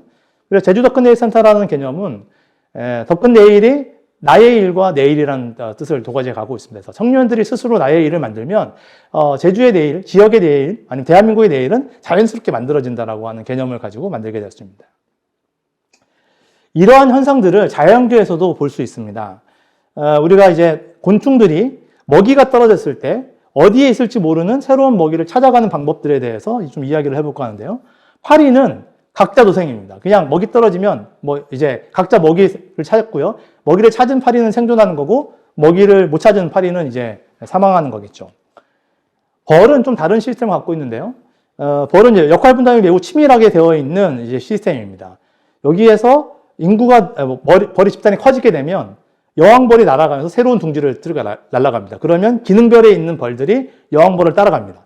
이 여왕벌이 많은 지식을 갖고 있고 좋은 판단을 해서 되게 좋은 곳에 털을 잡으면 이 벌 집단은 번성하는 거고요. 이상한 데가 털을 잡으면 이 벌 집단은 이제 쇠락하게 되는 거겠죠. 그래서 위대한 리더, 뛰어난 리더, 아니면 누군가의 전문적인 사람들이 좋은 계획을 세우고 나머지 사람들 그걸 따라하는 방식으로 새로운 답을 찾아가는 방식입니다. 그런데 개미라고 하는 존재는 매우 독특한 방식으로 이제 새로운 먹이들을 기가 막히게 찾아내는 이제 방법을 알고 있습니다. 개미는 먹이가 떨어지면 곳곳에 가서 먹이를 찾아서 움직입니다. 그러면 먹이를 찾고서는 다시 둥지로 돌아가기 때문에 페로몬이라고 하는 냄새나는 호르몬을 분비하면서 갑니다. 그 냄새를 따라 돌아오는 거죠. 이 페로몬은 냄새가 나는 특성과 함께 그 냄새가 휘발된다라고 하는 특성을 가지고 있습니다. 그러면 가까이 갔다 왔던 개미의 길의 냄새는 진하고 멀리서 먹이를 찾아온 개미의 냄새는 매우 옅겠죠. 그러면 나머지 개미들이 그 냄새를 따라서 냄새 짙은 곳으로 점점 이동합니다. 그럼 거기에 더 많은 개미들이 왔다 갔다 하게 되고요. 그럼 더 많은 냄새가 진해지고 결과적으로는 모든 개미들이 가장 가까이에 있는 먹이를 찾아내서 집단 전체가 공유하는 시스템을 만들게 되는 거죠. 이러한 시스템들을 이제 아까 파리 같은 것들 단순계, 이제 아주 이제 쉽고 원인과 결과가 명확한 시대를 얘기를 하고요. 그 다음에 앞서 벌과 같은 시스템들을 복합계라고 합니다. 복합계는 정답이 있습니다. 이 정답을 구성하는데 많은 지식 체계가 동원돼야 됩니다. 그래서 전문가들이 아니면 뛰어난 리더들이 계획을 세우고 마스터 플랜을 세우고 이거에 따라서 나머지 사람들은 그 기능을 분업적으로 수행하면서 일행되는 거죠. 기계 장치로 보면 이제 자동차 같은 것들이 그렇습니다. 그래서 모든 기계 장치들을 누군가가 설계를 하는 거죠. 부품들을. 그리고 이 부품들은 한 치의 오차도 없이 그대로 작동해야 됩니다. 어느 하나가 작동하지 않으면 큰 사고가 나겠죠. 그런데 복잡계의 방식이 아까 개미의 방식인데요. 복잡계는 자율적인 주체들의 상호작용에 의해서 만들어집니다. 이때는 정답이 어디에 있는지 모를 때 움직이는 방식입니다. 이들은 끊임없이 자율적 주체들의 상호작용을 하면서 사후적으로 답을 찾아냅니다. 먼저 설계가 있는 것이 아니라 사후에 조직의 시스템이 만들어지는 거죠. 이런 것들이 이제 스타트업들의 이제 작동 원리가 바로 이러한 이제 방식입니다. 기계 장치로 치면 단순계는 명확한 이제 역할이 하나가 있는 구조이고요. 복합계는 기계적인 분업이 이루어지는 과정이고요. 복잡계는 되게 유기체적인 분업입니다. 유기체적인 분업과 기계적인 분업이 뭐가 다르냐? 우리는 이가 없으면 잇몸으로도 그 기능을 수행합니다. 기계 장치는 타이어가 빵꾸 나면 그대로 멈춰야 되는 거죠. 전체가 상호작용을 하면서 새로운 변화에 대응하는 것들을 새롭게 만들어가는 과정으로 발전하게 되어 있습니다. 이렇게 자율적 주체가 공동의 목표를 가지고 혁신을 하고 혁신의 결과물들을 가지고 서로 소통함으로써 사후적으로 새로운 시스템을 만들어지는 것들을 창발 과정 아니면 자기 조직화 과정이라고 얘기를 합니다. 그러면 이러한 자기 조직화 과정에 의해서 새로운 시스템이 만들어지려면 어떻게 해야 되냐? 처음에 작은 실험들이 많이 이루어져야 됩니다. 작은 실험을 할 수 있는 주체가 있어야 되고요. 그들이 실험을 한 것들을 끊임없이 공유해야 됩니다. 공유하지 않으면 파리떼가 되는 거죠. 그걸 공유함으로써 결과적으로는 모든 집단이 하나의 결과물들을 공유하는 형태로 가고 그때가 되면 사후적으로 어디에 먹이가 있는지 모르지만 그 먹이를 찾아가는 길이 사후적으로 이제 만들어지게 됩니다. 이걸 가장 잘 표현했던 게 나비 효과입니다. 북경에 나비가 날개짓을 하면 미국의 허리케인이 분다라고 하는 얘기는 매우 작은 움직임들이 계속 시너지를 내서 성장하고 나서 큰 변화를 만들어낸다는 거고요. 그래서 사회혁신과 새로운 시대를 만들어가는 방법들이 작은 실험들을 많이 하고 그 실험의 결과들 중에 좋은 것들이 서로 퍼져나가면서 새로운 시스템들이 점점 확산돼서 시스템을 완전히 변화시키는 형태의 새로운 과정들을 만들어냅니다. 이거를 이런 비유를 할 수 있는데요. 우리가 나무를 만들고 싶어 라고 한번 생각을 해봅시다. 그러면 나무를 본 사람들은 이렇게 하겠죠. 나무는 가지도 있고 이파리도 있고 뭐 뿌리도 있고 열매도 맺고 꽃도 피우더라 라고 하는 것들을 이렇게 됩니다. 그거를 우리가 옆에서 똑같이 나무를 만들려고 해봐야 나무의 기능들을 다 가지고 오면 나무 모형밖에 만들 수가 없는 거죠. 이것이 이제 복잡계 방식입니다. 근데 복합계 방식은 뭐냐? 나무를 키우려면 땅을 갈고 씨앗을 뿌리고 물을 주서 차근차근 키워서 결과적으로 나무가 만들어지는 과정이죠. 이제 기업들 같은 경우에도 처음에 작은 실험들을 하고 그것들을 성장 단계별로 지원함으로써 큰 기업을 만들어내는 과정이기도 하고요. 도시계획에서도 마스터 플랜을 세워가지고 도시를 바꾸는 것이 아니라 작은 실험들을 하고 그 작은 실험들이 점점 유연하게 확장돼서 전체를 바꾸는 거죠. 제가 이슈돌 목장의 우유부단을 처음 시작할 때 뭐라고 얘기를 했냐면 그때 이제 목장을 컨설팅했던 사람이 상당히 많았어요. 저 말고도 다른 분도 있었는데 전부 다 이 300만 평이 엄청난 자산을 갖고 있는 목장이기 때문에 한 1000억대, 300억대 대규모 프로젝트를 가져온 거예요. 육자 산업화해야 되고, 뭐 숙박도 만들어야 되고, 뭐 가공시설도 엄청나게 투자해야 되고, 막 이런 얘기를 했죠. 근데 저는 이제 신부님한테 다른 얘기를 했습니다. 매우 작지만 우리가 할 수 있는 최선의 무언가를 만들어내자. 거기에 가서 성공한다면 그 다음 단계를 진화시키는 건 너무나 쉽다. 그래서 지금 이제 목장은 1년에 30만 명이 방문하는 곳이 된 거예요. 이제 숙박을 만들기도 쉽고, 육자 산업을 만들기도 너무나 쉽고, 이거를 가공해서 제조업을 만들어도 상당히 쉬운 거죠. 그래서 초기부터 대규모의 플랜을 세우는 것들이 아니라 작은 실험들을 통해서 새로운 질서들을 사후적으로 만들어나게 됩니다. 그럼 정책도 마찬가지죠. 과거에는 국가가 계획을 수립합니다. 그래서 종합발전 5개년 계획을 수립하고 그거에 따라서 수행하는 과정이 아니라 이제는 정책도 작은 참여대에 의해서 실험들을 만들고 자율주택들이 상호작용하면서 좋은 성과가 나오면 그 성과를 확산시킴으로써 결과적으로 사후적으로 새로운 질서를 만들어가는 과정들이 되는 거죠. 리더십도 바뀝니다. 복합계에서는 이제 관료적 리더십입니다. 그래서 위에 리더가 계획을 수립하고요. 그걸 역할 분담시켜서 강제적으로 할당시켜서 그걸 수행하게끔 하는 거죠. 이제 구체적인 과업과 목표를 제시하고 그것들을 하게끔 통제하는 것과 그것들이 좋은 결과를 만들어내는 걸로 가지고 리더십이 만들어진다라고 하면 창발적 리더십은 개인들의 상호작용을 촉진시키기 위해서 비전을 만들고 그들에게 어떠한 방향과 원리로 움직일 것인지에 대한 방법론을 제시하고 그걸 자발적으로 움직이는 과정을 통해서 사후적으로 새로운 것들을 만들어내는 과정입니다. 조직도 변화됩니다. 조직도 관료제적인 조직, 역할 분담이 명확한 조직의 시스템을 만드는 것이 아니라 작은 단위를 만들어서 작은 단위가 실험할 수 있게끔 하고 실험의 결과물이 성장해서 새로운 결과물들로 만들어내는 거죠. 예를 들면 네이버는 일본의 라인이라는 걸 만들었는데요. 그것도 매우 작은 조직이 거기 가서 이제 한국의 카카오톡 같은 메신저 서비스를 시작을 한 거죠. 그게 성공했을지는 누구도 몰랐습니다. 근데 그게 성공하니까 대규모로 늘어나는 거죠. 카카오톡도 마찬가지인 거죠. 처음부터 지금처럼 금융을 할 거라든가 아니면 뭐 이렇게 게임을 할 거라는 게 아니라 메시지라고 하는 간단한 서비스를 통해서 사람들을 확장시키고요. 그것 통해서 성과가 발생하니까 거기에 다양한 기능이 붙이면서 사후적으로 지금의 카카오톡이 만들어졌습니다. 아마 지금 같은 카카오톡을 처음부터 구상해서 제시했으면 아마 아무도 이용하지 않았을 거예요. 이 복잡한 걸 누가 쓰란 말이야 라고 했을 거겠죠. 그러면 사람도 바뀌어야 됩니다. 우리는 보통 이제 퍼즐형 인간과 퀼트형 인간이라고 얘기를 하는데요. 무슨 얘기냐면 단순한 조각들을 모아서 큰 이제 그림을 그리는 두 가지 방법이 있습니다. 퍼즐이 있고 퀼트가 있죠. 두 개는 비슷한 듯 보이지만 근본적으로 다른 차이가 있습니다. 퍼즐은 답이 있다는 거고요. 퀼트는 답이 없다는 거죠. 답이 있을 경우에는 답을 아는 사람이 계획을 수립하고 역할 분담을 해서 그것들을 잘 수행하게끔 하면 가장 효율적으로 퍼즐을 만들게 되는데요. 답이 없을 경우에는 무엇을 만들지 생각하다가 이것저것 만들어 보다가 자동차를 만드는 게 좋겠어 하다가 자동차를 만들다 보니 자동차보다는 배가 모양이 더 맞는 것 같아. 배 모양을 만들다 보니 집 모양이 더 그럴듯하게 보이네 라고 해서 새로운 창조들을 사후적으로 진행하는 과정들을 합니다.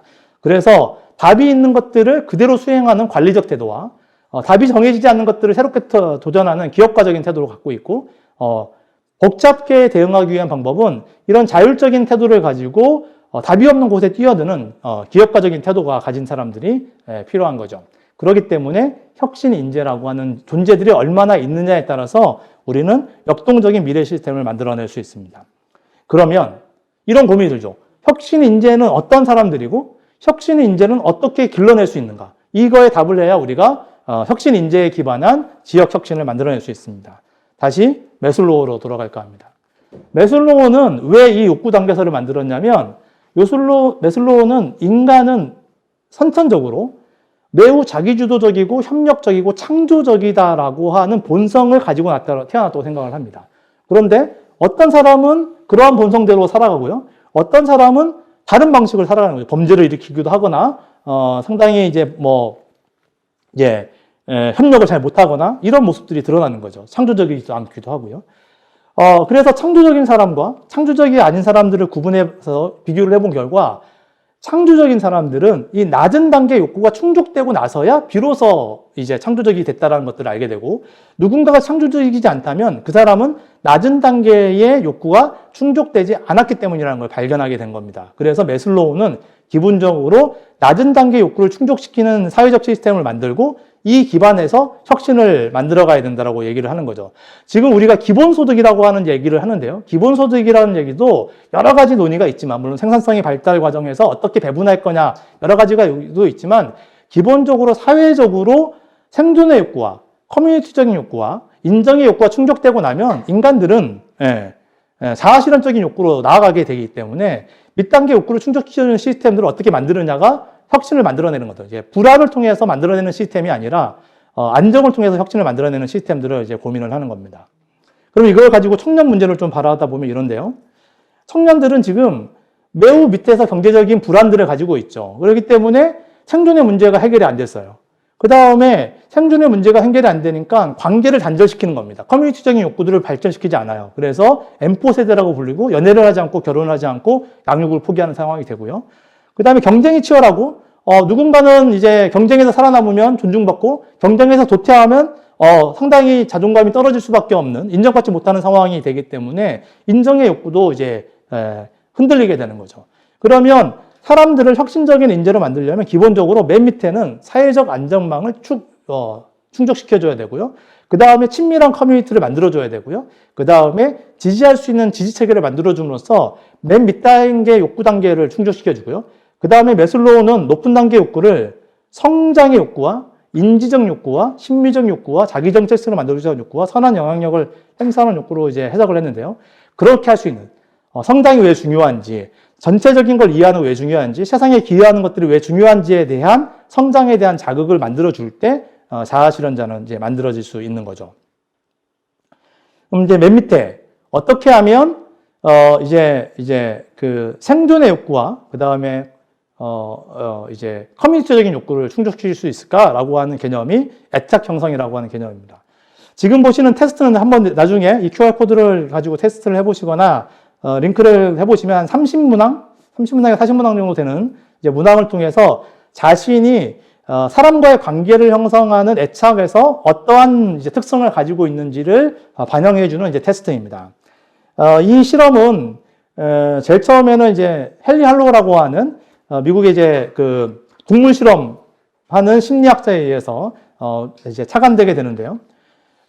이 이제 원숭이를 가지고 실험을 많이 했습니다. 그래서 왼쪽은 털을 가지고 있는 원숭이고요. 오른쪽은 철사로 만들어진 원숭이인데 여기는 이제 안 되어 있지만 여기에 우유가 있어가지고 우유를 공급할 수 있는 이제 장치를 이제 해놓은 이제 원숭이 모형이 있습니다. 거기에 새끼 원숭이를 집어넣었죠. 그럼 이 새끼 원숭이가 어느 원숭이 모형을 따라갈까라는 것들을 고민했을 때 당시에 많은 심리학자들은 우유병이 있는 곳을 찾아갈 거라고 생각을 했습니다. 왜? 생존을 위해서는 우유병을 있는 곳을 가지 않겠냐라고 했는데 이 원숭이는 털 모양이 되어 있는 곳에 딱 붙어 있다가 배고플 때만 살짝 가가지고 우유를 먹고는 다시 우유로 돌아오게 됩니다. 우리가 이제 부모를 사랑하는 이유를 뭐라고 생각했냐면 부모가 나에게 헌신적으로 물질적인 것들을 제공해 주기 때문에 저는 부모를 사랑한다라고 생각을 했었던 건데 그게 아니라 본능적으로 정서적인 친밀감을 형성하는 것들이 더 강력한 욕구라고 하는 것들이 이제 발견된 거죠. 이 강력한 애착이라고 하는 욕구들은 어떠한 기능을 하는지에 대한 실험들을 쭉 하게 되는데요. 그 실험들을 만들어냈던 하나의 이제 실험이라기보다는 케이스가 루마니아 보육원 시스템입니다. 루마니아는 독재 정권에 들어가서 다산을 장려합니다. 다산을 장려해서 이제 아이들이 많이 태어나게 하려면 보육의 개념들을 이제 나라가 책임져야 되겠죠. 아이를 낳으면 다 보육원으로 보내게 되어 있어요. 그래야 새로운 아이들을 낳을 수 있으니까. 근데 보육원에서의 관리 시스템들을 효율적으로 하기 위해서 아이들에게 정서적으로 접촉하지 말라고 하는 거예요. 그래야 쉽게 통제될 수 있다라고 해서 아이들을 안아주지 않는 정책을 펼치게 됩니다. 그리고 나서 나중에 이 루마니아 아이들이 전 세계에 입양되게 합니다. 다른 문화적 환경, 다른 가정 환경에 입양되어 갔음에도 불구하고 공통적으로 사회적 관계를 형성하지 못하고 이제 지능이 떨어지거나 범죄를 일으키는 문제들을 이제 발견하게 된 거죠. 초기에 애착 형성이 되지 않으면 사후적으로의 교육의 방식으로는 그것이 해소되기 매우 어렵다라고 하는 발견들을 하게 됩니다. 그래서 사람마다 어릴 적 애착이 어떻게 형성되는지에 대한 고민들을 이제 심리학자들이 했고요. 그것이 낯선 상황 실험이라고 하는 실험입니다. 이거는 이제 아이를 낯선 사람과 부모가 있는 상태에서 부모가 밖으로 나왔다가 다시 들어오는 실험을 하면서 이 아이는 어떠한 반응을 하는지에 대한 실험을 하게 됩니다. 보통 안정적인 형태와 불안정적인 형태로 나눠지는데요. 가장 안정적인 아이는 이런 반응을 보입니다. 엄마가 떠나면 슬프죠. 엄마 가지 마 이렇게 하지만 엄마가 다녀와야 돼 라고 하면 이내 그걸 수긍하고서 받아들입니다. 그리고 이제 방에 혼자 있게 되는데 낯선 사람이 있으니까 겁나죠. 그러면 낯선 사람을 경계하다가 낯선 사람이 자기에 대해서 피해를 주지 않는다면 이내 낯선 사람을 신뢰하고 낯선 사람과 친밀하게 지냅니다. 그리고 어머니가 다시 돌아오게 되면 어머니를 매우 반갑게 맞이합니다. 이게 이제 안정형 유척이라고 합니다. 안정형 유척은 자기를 긍정적으로 바라보고 타인도 긍정적으로 바라본다고 합니다. 부모가 나에게 안정적으로 애정을 줄 거라고 생각하기 때문에 사람과 신뢰를 하고 사람에 대해서 이제 긍정적인 마음을 가져서 사회적 관계들을 원활하게 형성할 수 있게 되는 겁니다. 회피형 이제 불안정이라고 하는 아이가 있는데 이 아이는 엄마가 떠나가도 엄마를 본 척도 하지 않습니다. 그냥 혼자 그냥 있습니다. 낯선 사람과 있으면 겁남에도 불구하고 또 구석에 앉아가지고 또 낯선 사람을 무시한 채 혼자 또 있습니다. 그리고 어머니가 다시 돌아와도 어머니를 반기지 않습니다. 왜? 어머니를 반기면 어머니가 언제 떠날 거고 떠나면 또 슬퍼할 수 있기 때문에 이런 형태를 회피형이라고 합니다. 이 경우는 부모가 아이를 돌보지 않고 방치할 때 나타나는 현상들이라고 하는데요. 나 혼자 생존해야 돼 라고 해서 자기에 대한 과잉 긍정체계를 가지고 있고 그 다음에 타인은 매우 부정합니다. 저 사람은 나의 문제를 해결할 수 없어 라고 하기 때문에 타인과 능력도 부정하고요. 타인과의 정서적 교류에서도 이제 부정적인 형태를 갖게 됩니다. 불안정이는 반대인데요. 엄마가 떠날 때 엄청나게 때를 쓰면서 가지마라고 때를 쓰게 되고요. 그리고 가게 되면 낯선 사람과 있기 때문에 매우 불안해서 또 엄청 구석에서 막 울부짖고요. 엄마가 돌아와도 반갑게 맞이하는 게 아니라 왜 나를 두고 갔었냐라고 타박하느라고 또 엄청나게 감정을 이제 소비하게 됩니다. 이런 사람들은 자기의 인식체제가 자기를 매우 부정하게 됩니다. 왜? 내가 힘이 없으니까 누군가 나를 도와줘야 되는 거야 라고 생각하는 이제 생각을 가지게 되는 거죠. 혼란형은 자기도 부정하고 타인도 부정하는데요. 이런 경우들은 보통 이제 가정폭력이나 이런 것들에 노출됐을 경우에 이런 관계가 됩니다. 결국 애착이 형성되지 않으면 자기에 대한 생각과 타인의 생각, 세상에 대한 생각들이 왜곡되게 발생하기 시작하고요. 그러면 세상을 바라보거나 자기의 진로를 만들어가는데 매우 어렵습니다.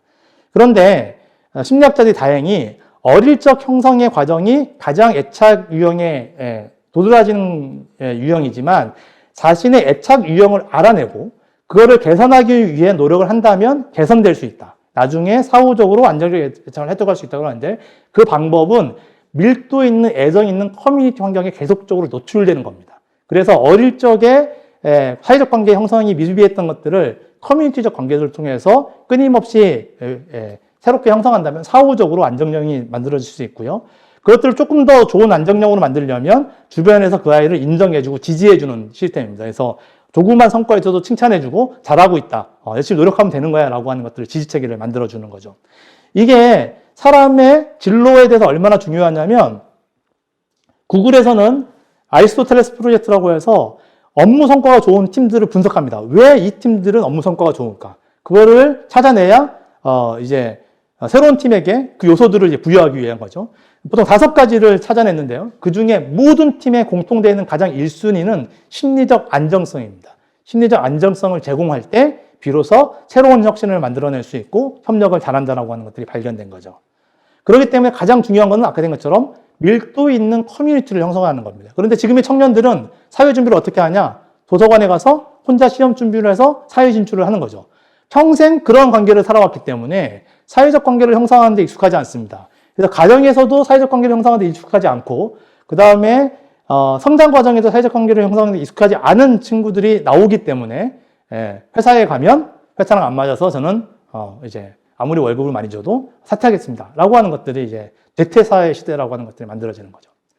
두 번째는 이제 메타인지라고 하는 과정입니다. 메타인지는 메타라고 하는 건 뭐뭐 위에라는 뜻이죠. 그래서 이제 메타버스라고 하면 지구상에 있는 것보다 다른 차원의 모습을 얘기하는데요. 그래서 메타인지는 인지에 대한 인지, 내가 이제 아는 거에 대해서 아느냐, 아니면 내가 인지하고 있는 프로세스를 이해하고 있느냐, 한 발 떨어져서 바라보는 거라고 합니다. 결국은 자기의 인식 체계를 한 발 떨어져서 객관적으로 바라볼 수 있느냐의 능력을 이제 보통 메타인지라고 얘기를 합니다. 메타인지는 인지 체계이기 때문에 학습 능력에서 이제 얘기가 시작됐는데요. 이제 심리학자들이 이런 실험을 합니다. 이제 어떤 아이들에게 영어 단어 50개를 가르쳐 줘요. 1시간 동안 영어 단어 50개를 가르친 다음에 조금 있다가 시험을 봅니다. 근데 시험 보기 중간에 뭐를 하냐면 몇 개 맞출 것 같니?를 물어봅니다. 그러면 그 다음에 이제 시험을 보는 거죠. 그리고 이 시험 결과에 따라서 어떤 친구들이 평소에 성적이 좋은지를 상관관계를 맞아서 학습 능력에 대한 고민을 하는 거죠. 그런데 이런 결과가 나왔습니다. 20개 맞추겠다고 한 친구가 40개 맞추는 경우, 20개 맞추겠다는 친구가 20개 맞추는 경우, 40개 맞추길 거라고 생각했던 친구가 20개 맞추는 경우, 이 중에 가장 성적이 뛰어난 친구는 20개 맞추겠다고 생각했는데 20개 맞추긴 친구입니다. 왜냐하면 자기가 지금 이 정도 알고 있는지를 아는 거죠. 이런 사람들은 자기가 모르는 것들을 좀 빨리 캐치할 수 있고, 그러면 모르는 거에 대해서 학습 계획을 세우고 학습을 진행한 다음에 그걸 가지고 다시 반영하면 가장 효율적인 학습 계획과 실행 계획을 세울 수 있는 거죠. 실행에서도 마찬가지인데요. 할 수 있는 것과 할 수 없는 것을 구분하는 능력입니다. 할 수 있는 것과 할 수 없는 걸 구분하면 할 수 있는 것을 계획을 수립하게 되고요. 그 계획을 수행하는 과정에서 진짜 할 수 있는지를 점검하게 되고, 그리고 그걸 통해서 이제 오차가 발생하거나 오류가 발생하면 그걸 수정해서 새로운 계획을 수립하는 과정들을 통해 가지고 일의 생산을 새롭게 하는 거죠. 그럼 이러한 메타인지는 어떻게 형성될 수 있느냐? 사람들은 메타인지를 형성시켜야 더 좋은 학습 계획을 세우고 더 좋은 실행 계획을 세운다라고 했는데, 메타인지는 누군가한테 설명할 때 만들어진다고 합니다. 내가 누군가한테 무언가 설명하는데 설명을 잘할 수 있으면 제대로 하는 거고, 설명을 하는데 설명을 제대로 할 수 없으면 실제로는 아는 것처럼 생각하지만 모른다는 거죠. 그래서 학습 방식이 바뀌어야 됩니다. 지식을 전달하는 방식에서 토론하고 연습하고 그걸 누군가에게 설명하는 과정을 통해서 학습을 할 때 기본적으로 메타인지가 발생하게 되는 거죠. 그것들을 이제 프로젝트 기반이라 학습이라고 합니다. 팀을 이루어서 새로운 과제들을 부여받고 그것들을 수행하는 과정에서 자기의 인지적 능력을 향상시키는 거죠. 메타인지가 발생하면 어떻게 되냐면 새로운 계획을 잘 수립할 줄 알고요. 그걸 잘 실행할 줄 압니다. 그리고 팀워크를 잘 할 수 있기 때문에 자신의 감정을 한번 객관화시켜서 이해하게 되고요. 자신의 감정을 잘 이해하거나 조절할 수 있는 사람은 타인의 감정도 잘 이해하고 타인의 생각도 잘 이해할 수 있기 때문에 상호작용에서 매우 뛰어난 역량을 이제 만들어내게 됩니다. 보통 이제 메타인지를 이렇게 축구 경기에 비유하면 이렇습니다. 좋은 축구팀은 어떤 축구팀이냐? 나는 어떤 포지션이 있기 때문에 나는 이제 공격수이기 때문에 공격만 하는 것이 아니라 게임 전체를 이해하고 상대팀의 움직임을 이해하고 우리의 목표와 공의 위치를 이해하고 우리 선수들의 위치를 파악한 다음에 내가 지금 무엇을 해야 되는지를 끊임없이 재구성하는 것들이 좋은 이제 축구팀인 거죠. 이 능력이 바로 메타인지입니다. 그럼 메타인지는 기본적으로 관계성에서 발생합니다. 왜냐하면 객관성이라고 하는 건 자기만을 자기가 바라본다고가 아니라 타인과의 상호작용을 속에서 자기를 인식할 때 발달하는 거거든요. 그래서 심리학자들은 한 사람의 창조적인 개인의 역량이 중요한 게 아니라 어떤 환경에 있느냐가 더 중요하다. 그러니까 창조적인 커뮤니티에 있으면 창조적 역량이 발휘되는 거고, 아무리 창조적이 뛰어난 사람도 공무원이나 관료적 집단에 들어가면 바보가 되는 구조를 만들어내는 것들이, 창조성은 그래서 개인의 역량이 아니라 사회적 관계에 의한 집단적인 역량이라고 하는 것들이 메타인지 심리학자들의 주장입니다.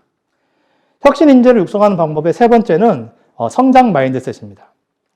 이것도 이제 문제와 관련된 이제 실험인데요. 사람들이 자기가 풀고 싶은 문제의 난이도를 선택하는 실험을 합니다. 이렇게 수학 문제를 자기가 풀고 싶은 난이도를 선택하는 거예요.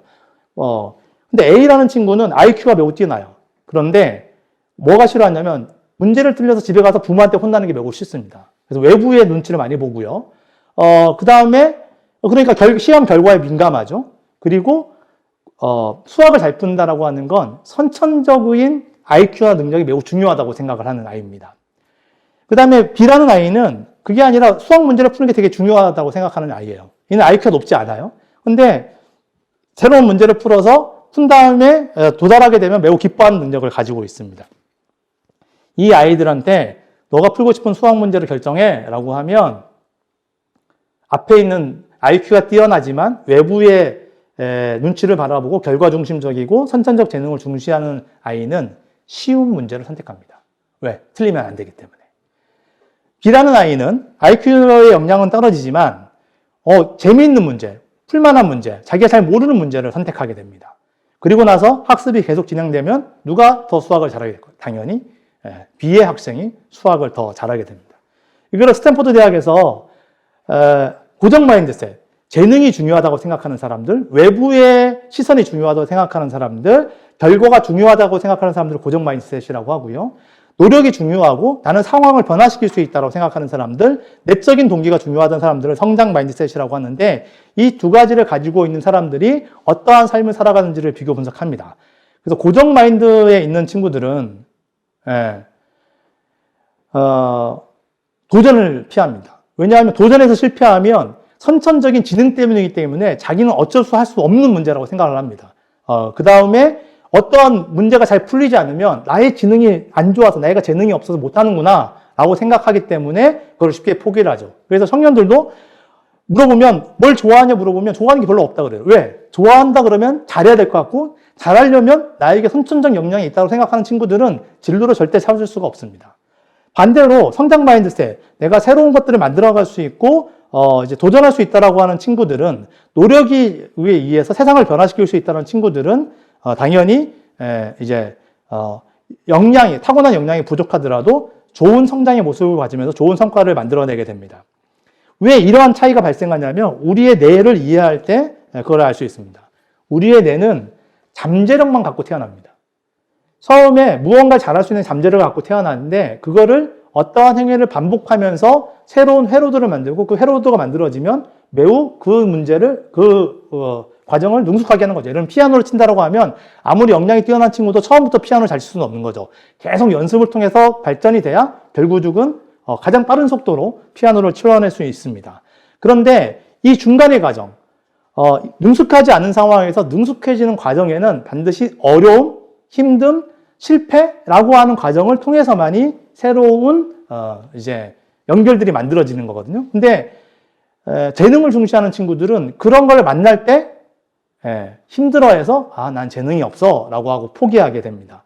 재능을 중시하는 친구들이 가장 좋아하는 방법은 아무 노력하지 않고 뛰어난 성과를 얻는 방법입니다. 그래야 나의 재능이 엄청나게 천재적으로 뛰어나다는 걸 증명하게 되기 때문이죠. 또 인디안 심리학자들이 그래서 어떻게 사람은 성장을 만들어가냐는 요 그래프로 만들어냈는데요. 가만히 있으면 안전합니다. 근데 뭔가 새로운 시도를 하려면 두려움을 가지게 되죠. 이 두려움을 가지고 있는 상황에서 고정 마인드셋을 가지고 있거나 심리적 안정성이 부족한 친구들은 두려움에 굴복하고 다시 안전한 지대로 돌아갑니다. 아무것도 하지 않는 거죠. 그런데 심리적 안정성을 가지고 있고 성장에 대한 믿음을 갖고 있는 친구들은 그 다음에는 남이 만들어내는 시스템들을 학습하기 시작합니다. 그 학습을 통해서 자기가 능숙해지면 자기만의 방법을 만들어나는 대로 그다음에 성장지대로 이제 진화 발전하게 됩니다. 결국 그래서 성장 마인드셋을 가진 존재만이 두려움을 극복하고 새로운 역량을 만들어내는 거죠. 이게 하버드대에서 얘기하는 그릿이라고 하는 심리적 역량입니다. 그래서 새로운 혁신적인 시도를 통해 가지고 새로운 시도가 성공하면 성취감을 느끼고 실패하면 회복 탄력성, 상처를 받지 않는 능력을 가지고 지구력을 가지고 끊임없이 자기 목표에 도달하는 것들을 그릿이라고 표현합니다. 마지막으로 중요한 것들은 이제 소명의식입니다. 앞서 얘기했던 혁신의 정규부부인데요. 이 혁신의 정규부부로 혁신가를 길러내려면 혁신가들은 어떠한 특성을 가지고 있는지를 우리가 이해할 필요가 있습니다. 그래야 혁신가를 길러낼 수 있죠. 지금 보시는 거는 세계 최초의 디지털 카메라입니다. 이 디카는 어디가 만들었을까요? 비슷합니다. 코닥이 만들었습니다. 코닥이 이 카메라를 만들고 나서 이 카메라를 더 이상 발전시키지 않습니다. 왜? 코닥은 자신들을 필름을 만드는 회사라고 생각을 했거든요. 그런데 디카는 필름이 필요 없는 카메라인 거죠. 그래서 개발하고 나서 불러가지고 우리는 필름을 팔아야 먹고 사는 회사인데 너는 필름 없는 카메라 만들면 우리 어쩌자는 거니? 우리 망하자는 거니? 그래서 이걸 더 발전시키지 않습니다. 그래서 이제 학자들이 뭐라고 얘기하냐면 이 회사가 만약에 사람들의 기억과 추억을 잘 저장시켜주는 걸 하겠다라고 하는 회사라고 생각했으면 디카의 방법을 매우 좋아했겠죠. 사람들은 더 이상 많은 비용을 투입하지 않고더라도 추억을 엄청나게 저장할 수 있고 심지어 그거를 인하하지 않고서라도 누군가에게 전달할 수 있으니까요. 이거를 이제 사이먼 사이넥이라고 하는 학자가 이제 테드에서 골든 서클 이론이라는 걸 표현을 합니다. 사람은 어떤 의사결정을 할 때 what이라고 하는 매우 구체적인 모습을 가지고 판단하는, 아까 보면 우리는 뭐 하는 회사? 필름을 만드는 회사라고 하는 거고요. 이건 앞에 마켓 1.0, 2.0, 3.0으로 치면 마켓 1.0입니다. 가장 구체적인 기능과 품질을 구현하는 걸 얘기를 하는 거고요. 두 번째 how를 가지고 판단하는 사람이 프로세스입니다. 코닥은 색감이 좋은 필름을 만들었고요. 후지는 가성비가 좋은 필름을 만들었어요. 결국은 똑같은 걸 만들어내는데 만들어내는 방식이 다른 거죠. 이거는 마케팅으로 보면 아까 2.0의 차별화 요소입니다. 목적을 가지고 판단한다는 것은 우리가 왜 이거를 만드는지 이해하는 거죠. 이걸 이해하는 사람들은 혁신을 만들어낼 수 있습니다. 앨런 머스크는 중고등학교부터 대학 때 자기가 기술적으로 세상을 구원하겠다 생각을 했고, 첫 번째는 정보화 기능, 두 번째 에너지 문제, 세 번째 우주 산업을 통해서 인류에 기여하겠다는 생각을 가지고 제일 처음에 인터넷 결제 시스템인 페이팔닷컴의 전신을 엑스닷컴을 만들어서 돈을 벌고 엑시트한 후에 에너지 문제 해결과 우주 산업 문제 해결을 위해서 투입을 했죠. 파타고니아라고 하는 의류는 사회적 혁신을 소명의식을 가지고 만듭니다. 얼마 전에 4조 원에 되는 막대한 돈을 기부한 이제 기업이기도 하죠. 이 기업은 환경을 지키기 위해서 의류를 만듭니다. 그래서 지금 같은 광고를 하죠. 이 자켓을 사지 마십시오. 의류를 새로 사는 것도 환경을 파괴하는 거기 때문에 가급적 의류를 안 사는 게 좋다라는 게 모토입니다. 그래서 의류를 만들 때 재생 플라스틱을 이용한 의류, 아니면 유기농을 가지고 만들어낸 의류를 만들고요.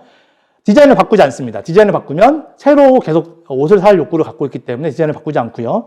옷을 사면 이렇게 이제 바느질 키트를 줍니다. 찢어지면 기워서 입어라 라고 하는 거고요. 그 다음에 언제든지 우리에게 돌려주면 평생 AS를 보장하겠다는 거죠.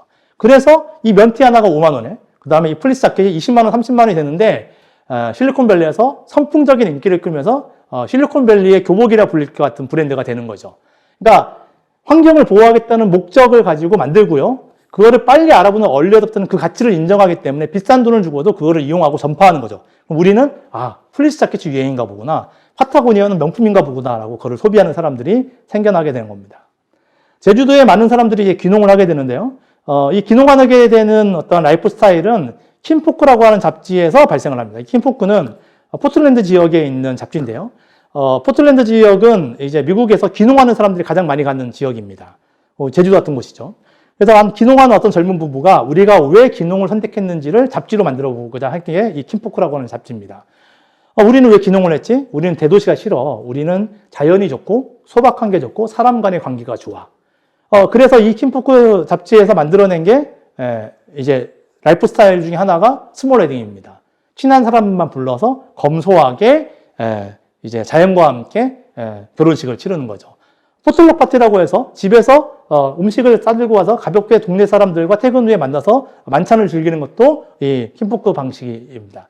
이게 이제 포틀랜드에서 인기를 끌면서 세계의 패션 잡지와 라이프 스타일 잡지들을 장악하게 됩니다. 그거를 가장 빨리 하는 얼리 어댑터가 연예인들이었던 거죠. 연예인들은 그걸 빨리 수용해서 그 라이프 스타일을 이제 따라하게 되는 거죠. 결국은 소명을 가진 사람들은 문제를 발견하고 문제를 해결할 방법을 찾습니다. 누구는 기술적으로, 누구는 사회적인 형식을 통해, 누구는 라이프 스타일을 변화시켜서 사람들이 더 행복하게 만들거나 아니면 고객을 더 행복하게 만드는 방식으로 혁신을 만들어냅니다. 그래서 모든 혁신의 가장 큰 출발점은 소명이라고 하는 겁니다.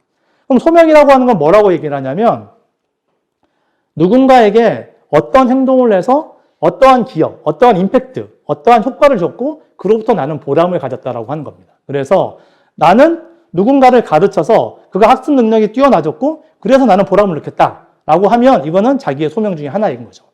소명을 이렇게 동사와 기여와 보람으로 가지고 있는 것과 나는 교사가 되겠어요라고 하는 것들은 매우 큰 차이를 만들어냅니다. 교사가 되겠어 하는 친구들은 교사가 안 되면 인생이 망작이에요. 나는 의사가 되겠다라고 하는 사람은 의사가 안 되면 인생은 망가지는 거죠. 근데 나는 누군가의 건강을 증진시키는 활동을 통해서 그 사람이 건강이 행복되었을 때 나는 행복함을 느낀다고 하는 사람들은 의사가 되지 않더라도 충분히 자기의 행동을 통해 가지고 사람들을 만족시켜내는 일들을 할 수 있게 되는 거죠. 그래서 소명의식이 명확하게 잡힌 사람들은 자기의 진로에서 행위들을 만족해 할 수 있기 때문에 행복한 진로를 설계할 수 있습니다. 여기까지가 저희가 혁신 인재가 왜 중요하고 혁신 인재에 의한 시스템들이 복잡하게 대응하면서 왜 새로운 미래를 만들어낼 수 있고 이게 기업을 성장시키기도 하고 사회를 변화시키기도 하고 때로는 우리의 삶을 더 행복하게 만들어지에 대한 과정들입니다. 그래서 만들어진 게 제주덕근대일센터입니다. 제주덕근대일센터는 청년 문제를 조금 더 이해하고 나서 좀 이 앞에 것들을 이해하게 되는데요. 기존에는 우리나라의 모든 사회 시스템들은 주 5일제 평생 직장에 의해서 만들어졌습니다. 사회복지도 직장을 가지면 4대 보험 등록하고 그리고 나서 이제 그 사회복지 시스템이 이루어지는 거죠. 그런데 서비스 산업이 되면 노동관계가 유연해지고 플랫폼 노동이 되면 훨씬 더 유연한 형태의 말랑말랑한 노동 형태, 아주 고정적인 평생의 같은 형태의 노동이 아니라 이제 수시로 노동의 형태와 계약의 형태와 계약 조건들이 바뀌는 형태로 발생하게 됩니다. 그래서 사람들은 주기적으로 직장을 이직하려고 하고요. 저처럼 평생 몇 가지의 직업을 가지게 되기도 하고 동시에 몇 가지 직업을 하는 사람도 생각이 납니다. 제 카카오 동료 중에 한 명은 월요일 하는 일, 화요일 하는 일, 수요일 하는 일, 목요일 하는 일, 금요일 하는 일 다 달라요. 일주일에 하루씩 다른 회사와 계약을 해가지고 일을 하는 친구들과 있습니다. 이렇게 변화된 시대에는 스스로 자기의 업무들을 정의하고 일을 만들어갈 수 있는 능력을 가지고 있는 크래프팅이라고 하는 능력이 되게 중요하고요. 사회적으로는 한 번 졸업시켜가지고 사회에 진입시키는 게 목적이 아니라 평생 이 사람들을 주기적으로 교육을 시켜서 새로운 일자리를 계속 이제 만들어주는 끊임없는 교육과 끊임없는 경력 관리와 끊임없는 일자리 서비스를 지원하는 시스템으로 진화해야만이 이 문제를 해결할 수 있게 되는 거죠. 이거를 하기 위해서 만든 것이 앞에 철학과 더불어서 만들어낸 게 제주덕근대일센터입니다. 저희는 먼저 인재를 육성하겠다는 것을 하기 때문에 인재상을 가지고 있습니다. 협업 능력과 문제 설정과 해결 능력과 소명의식과 자기주도성을 가져야 된다고 했고 이거를 가지고 영어의 약자와 한글 나를 붙여서 탐나는 인재라고 부르고요. 이 청년들이 탐나는 인재가 되기 위해서는 저희는 매년 150명의 청년을 선발합니다. 상반기에 75명, 하반기에 75명을 선발하고요. 이들에게 기본적인 사회적 안전망을 제공합니다. 이제 교육을 받는 기간 동안 월 150만 원 소득을 보장하고요. 그리고 나서 프로젝트 기반, 아까 이제 메타인지를 향상시키기 위해서 프로젝트 기반을 하게 되고요. 그리고 나서 취업과 창업을 하거나 커뮤니티를 형성하는 것들을 통합적으로 제공하게 됩니다. 이 150명에 한정해서 지원을 하는 거죠. 어떤 방식으로 진행되냐면 75명을 이제 기수별로 이제 선발하고 나면 처음엔 6개월 동안 센터에서 전일제 교육을 합니다. 이때 교육 방식은 프로젝트 기반 학습과 자기주도 학습입니다. 첫 번째는 우리가 주어진 프로젝트를 수행하게 됩니다. 그래서 저희들이 기업을 이해하거나 산업을 이해하거나 제주를 이해하는 과제를 줍니다. 예를 들면 제주의 원물 하나를, 농산물 하나를 선택해서 비즈니스 모델을 만들어라. 제주의 마을 하나를 선택해서 마을 비즈니스를 만들어라. 사회적 기업을 창업하는 기획을 해봐라. 이런 것들을 하면 팀이 그거를 가지고 토론해서 사업 계획을 만들고 발표하면 멘토들이 그거에 대해서 코칭하고 코멘트함으로써 4개월이 지나가게 됩니다. 그리고 나서는 자기 진로를 이제 설정하는 훈련들을 쭉 합니다. 그래서 자기 글쓰기도 하고 나는 어떠한 소명의식을 가지고 있고 어떠한 장점을 가지고 있고 하는 것들을 가르쳐주고 나서 자기의 진로를 설정하면 제가 마케터가 되는 게 좋겠어요 라고 하면 마케터를 직접 실행해보는 계획을 수립해서 실행해보는 2개월간의 어프랩트 기간을 가집니다. 그리고 그걸 잘하기 위해서 문제 해결 방법론이라고 하는 디자인 싱킹이라든가 맥킨지의 컨설팅 방법론들을 또 가르쳐 주고요.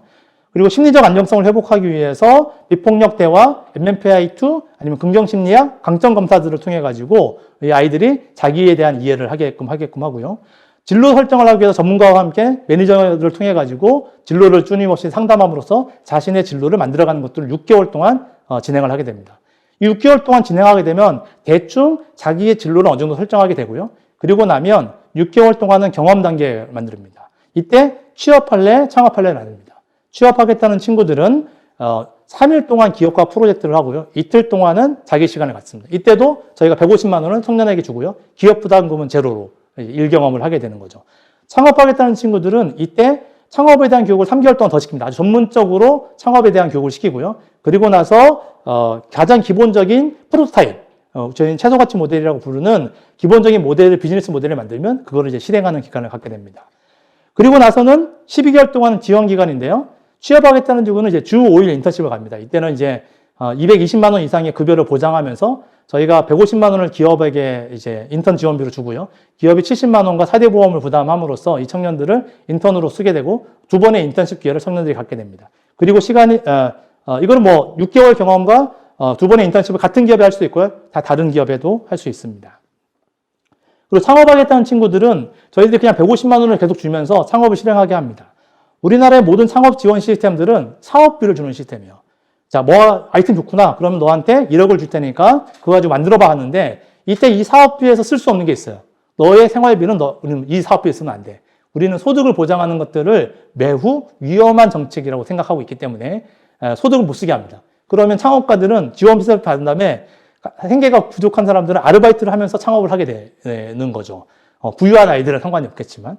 저희는 작전이 반대입니다. 저희는 소득만 주고 사업비는 네가 사업비를 따오든 매출을 이렇게는 알아서 해 라고 합니다. 그리고 나서 한 1년 3개월 동안은 충분히 자기 사업을 할 수 있도록 만들어주는 과정들을 이제 하는 거죠. 그리고 나서의 성과입니다. 저희가 이제 6개월 단위로 했기 때문에 6기까지 이제 수료를 했고요. 입소 전에 역량 테스트라고 입소 후에 역량 테스트를 합니다. 그러면 이제 한 5.17에서의 입소 전에 기본 역량에서 한 5.45의 역량이 향상되는 걸 느끼게 되고요. 예, 자기 주관적으로 진입하게 됩니다. 이게 이제 평가 시스템이 역량평가와 관련된 전문가들이 만들어낸 협력에 대한 질문들이 있고요. 자기가 평가하게 됩니다. 물론 주관적인 평가이기 때문에 객관적인 측도가 아닐 수는 있지만, 하지만요. 그럼에도 이것들을 이제 주기적으로 하게 되면 꽤 객관적인 평가에 도달한다라는 게 현재 이제 역량과 관련된 평가의 시스템에서 이야기하는 사람들의 모습입니다. 그래서 이제 초기에 나는 협력을 잘할 것 같아요 라고 어느 정도 하는지에 대한 표기를 하고 나중에 6개월 후에 나는 협력을 어느 정도 잘하고 있는지를 하게 됩니다. 이제 재밌는 게요. 초기 한 3개월 지나면 협력도 떨어지고 자신감도 떨어지고 이제 이제 그 혁신성도 떨어진다고 생각하면 막상 해보니까 잘 안 되는 걸 느껴서 훅 이제 침체됐다가 그 다음에 다시 딱 자신감이 올라가는 형태를 보여주게 됩니다. 제가 처음에 선발할 때는 2대1을 그러니까 이제 100명, 처음에는 100명을 뽑았는데요. 100명 뽑을 때 2대1이었고요. 지금은 5대1 정도의 경쟁률을 가지고 있고, 공공기관 입사에 준하는, 이제 면접 시스템들을 거쳐가지고 면접하고 있고요. 6개월 교육의 수료 퍼센트는 92%입니다. 그 중에 한 8%가 그만두는데, 한 4% 정도는 이 기간에 이제 취업을 해서 그만두게 되고요. 한 4% 정도는 갈등 관계 때문에 이제 그만두는 친구들이 이제 발생하게 됩니다. 그리고 예, 모든 이게 2년이 지나고 나서 취업의 성공률은 한 75% 전후의 창업 성공률을 보이고 있습니다. 이거는 현재 우리나라에서 이제 하는 창업이나 취업에 대한 지원 시스템의 성공률이 50% 내외라고 한다면 상당히 높은 비율이고요. 그럼 나머지 25%는 어떤 경우냐? 이 중에 또 절반 정도의 12.5%는 진학을 합니다. 내가 막상 해보니 전문성이 좀 부족해서 다시 공부를 좀 해야 될 거야. 진학을 하게 되고요. 나머지 한 12.5% 정도가 다른 방식의 진로를 찾아가는 방식으로 도전을 하게 되어 있습니다. 저희랑 프로젝트 하는 기업들이 이제 지금 많이 늘어서 한 600개 정도 되고요. 그 다음에 기업들한테 우리 청년들이랑 프로젝트 하니까 만족도가 어떻게 됐더니 만족도가 5점 만점에 4.6점을 기록합니다. 90점 이상인 거죠. 그래서 이미 프로젝트를 계속해서 새로운 과제를 주면 정보를 찾고 사업 계획을 수립할 줄 아는 단계에서 이제 기업에 진입하기 때문에 의사소통 능력이라든가 문제 해결 능력이 뛰어나기 때문에 기업들의 만족도가 상당히 높고요. 저희가 이제 3년 반 정도 했는데 한 50개 정도의 창업팀이 이제 만들어졌습니다. 그래서 제주의 로컬 푸드를 이용해서 무언가 비즈니스를 만들어내는 팀입니다. 이게 얼마 전에 와디즈에서 한 1억 정도 펀딩을 한 팀인데요.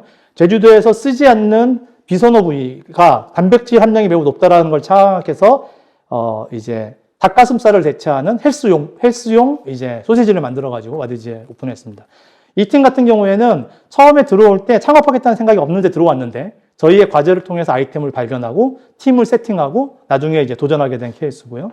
뭐 제주의 말고기를 가지고 새로운 것들을 연구하는 이제 F&B 기업, 이제 스마트팜을 만들어 가지고 이제 채소를 생산해서 제주도에 지금 마트에 공급하는 기업, 아니면 IT 앱을 만들어서 제주의 자연의 소리를 가지고 아이들의 수면을 유도하는 것을 만들거나 제주의 특성에 기반한 문화 교육을 하거나 아니면 청년들을 위한 이제 플랫폼을 만들거나 공간을 만들어서 운영하는 이런 기업들이 지금 만들어져 있고요. 저희들이 이제 취업 같은 경우에는 한 75명 중에 한 50명 정도가 취업을 선호하고요. 그 중에서 한 40명 정도가 취업을 하는데 그 중에 한 10명 정도는 제주도 밖에 있는 기업에 취업을 하게 되고요. 한 30명 정도는 제주에 있는 스타트업에 이제 취업을 하게 됩니다. 그래서 성수동에 있는 사회혁신과 관련된 기업들이 저희에 대한 선호도가 매우 높고요. 그런 기업에 많은 청년들이 가 있는 상황입니다. 그래서 저희는 청년들에게 소득도 보장해주고 커뮤니티도 형성하고 프로젝트 기반으로 해서 메타인지를 발생시키고 소명의식을 갖게 해서 청년들이 본격적으로 혁신적인 일에 도전할 수 있게끔 만들고요. 이걸 기반으로 해서 청년들을 커뮤니티화시켜서 끊임없이 새로운 정보를 만들게 하고 이 위에 기업과 기관들을 계속 연결해서 지역 혁신의 어떠한 커뮤니티와 플랫폼으로 진화하는 것들이 목표입니다. 그래서 사람을 중심으로 사람의 역량을 강화시키는 활동과 그다음에 기업을 중심으로 활동하는 활동이 상호작용을 만들어내는 거죠. 인재가 창업하기도 하고 창업한 곳에 새로운 인재가 공급되기도 하고 그것이 성공하면 또 새로운 인재들을 수요하러 가져가는 겁니다. 일자리를 만들 때 이렇게 만드는 거죠. 기존의 우리나라의 정책은 대부분 기업을 지원하면 일자리를 만든다고 생각합니다. 그래서 새로운 기업을 창업하거나 기존 기업이 성장하거나 새로운 투자나 이전할 때는 정책적인 지원을 합니다. 그런데 기업이 창업에 성공하거나 성장에 성공하거나 투자에 성공하려면 새로운 프로젝트를 해서 성공할 수 있어야 되는 거거든요. 그러면 그걸 할 수 있는 인재가 필요한 거죠. 그런데 이 인재 시스템, 발전 시스템을 어떻게 갖고 있느냐가 우리는 부족한 거죠. 그래서 저희는 지역의 일자리를 창출하는 것, 양질의 일자리를 창출하는 것들은 기업을 지원하는 것이 아니라 지역의 혁신 역량을 늘려야 되는 거고 혁신 역량을 늘리려면 혁신적인 일을 할 수 있는 사람을 늘려야 되는 거라서 사람의 혁신 역량을 강화시키는 거지 궁극적인 지역의 혁신적인 일자리를 만들어낸다는 개념을 가지고 있습니다. 그래서 이게 3년 저희들이 이제 했고요. 지금 한 500명 정도의 6개월 기본 교육을 한 수료생들이 있고 얼마 전에 이제 3년 전에 모여가지고 300명이 넘는 청년들이 와서 이제 컨퍼런스를 이제 했습니다. 이거는 이제 창업하겠다고 하는 친구들이 모여서 이제 자기 컨퍼런스를 한 거고요. 이 컨퍼런스 방식도 누군가 유명 인사가 와서 강의를 하는 식의 컨퍼런스가 아니라 청년들이 내가 창업해봤더니, 내가 취업해봤더니, 내가 마케팅을 해봤더니, 내가 F&B를 해봤더니 자기의 경험을 공유하고 서로의 고민을 나누고 거기에서의 자기의 유대감들을 확인하는 형태로서의 진화하는 되게 혁신적인 커뮤니티를 만들어가는 거죠. 이런 혁신적인 커뮤니티는 시간이 지날수록 훨씬 더 눈덩이처럼 불어나고 훨씬 더 강력한 힘을 발휘하게 됩니다. 그래서 처음에는 미비한 거죠. 아까 개미 이야기를 드렸는데요. 개미가 처음에 먹이를 찾으러 갈 때 100마리가 흩어졌는데 처음에는 아주 작은 먹이를 구해오죠. 야, 100마리가 움직였는데 이밖에 못 구해와? 라고 하는 생각이 돌아오는 거예요. 생각으로 보면. 우리가 그래서 혁신을 하기 잘 못합니다. 혁신은 초기의 성과는 매우 낮은 거죠.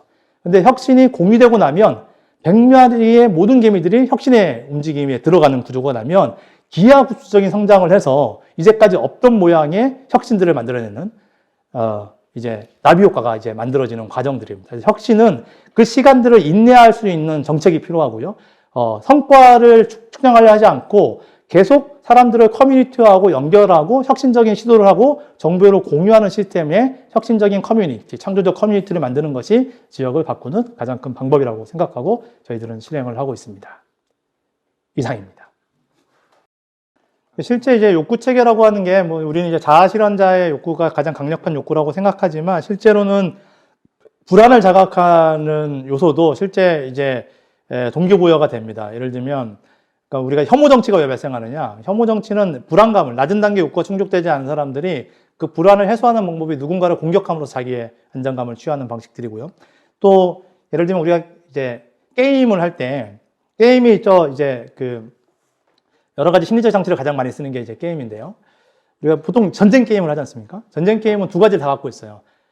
잘못하면 죽는다라고 하는 가상의 죽음에 대한 경험을 갖고 있고, 잘하면 보상을 얻을 수 있다라고 하는 시스템. 그래서 이제 불안의 요소와 그 다음에 이제 긍정적인 보상의 시스템들이 모두 작동하는 것들이 다 필요합니다. 어느 하나만 작동으로는 실제로는 안 되고요. 다만 어느 것들을 조금 더 중점적으로 작동시킬 거냐에 따라서 많이 달라지죠. 그래서 스웨덴 복지국 같은 경우에는 이제 경구 중에 하나가 이런 거죠. 안전하다고 느끼는 사람들은 담대해질 수 있다. 그래서 사회적 안전망을 잘 구축해서 담대한 혁신들을 만들어내고요.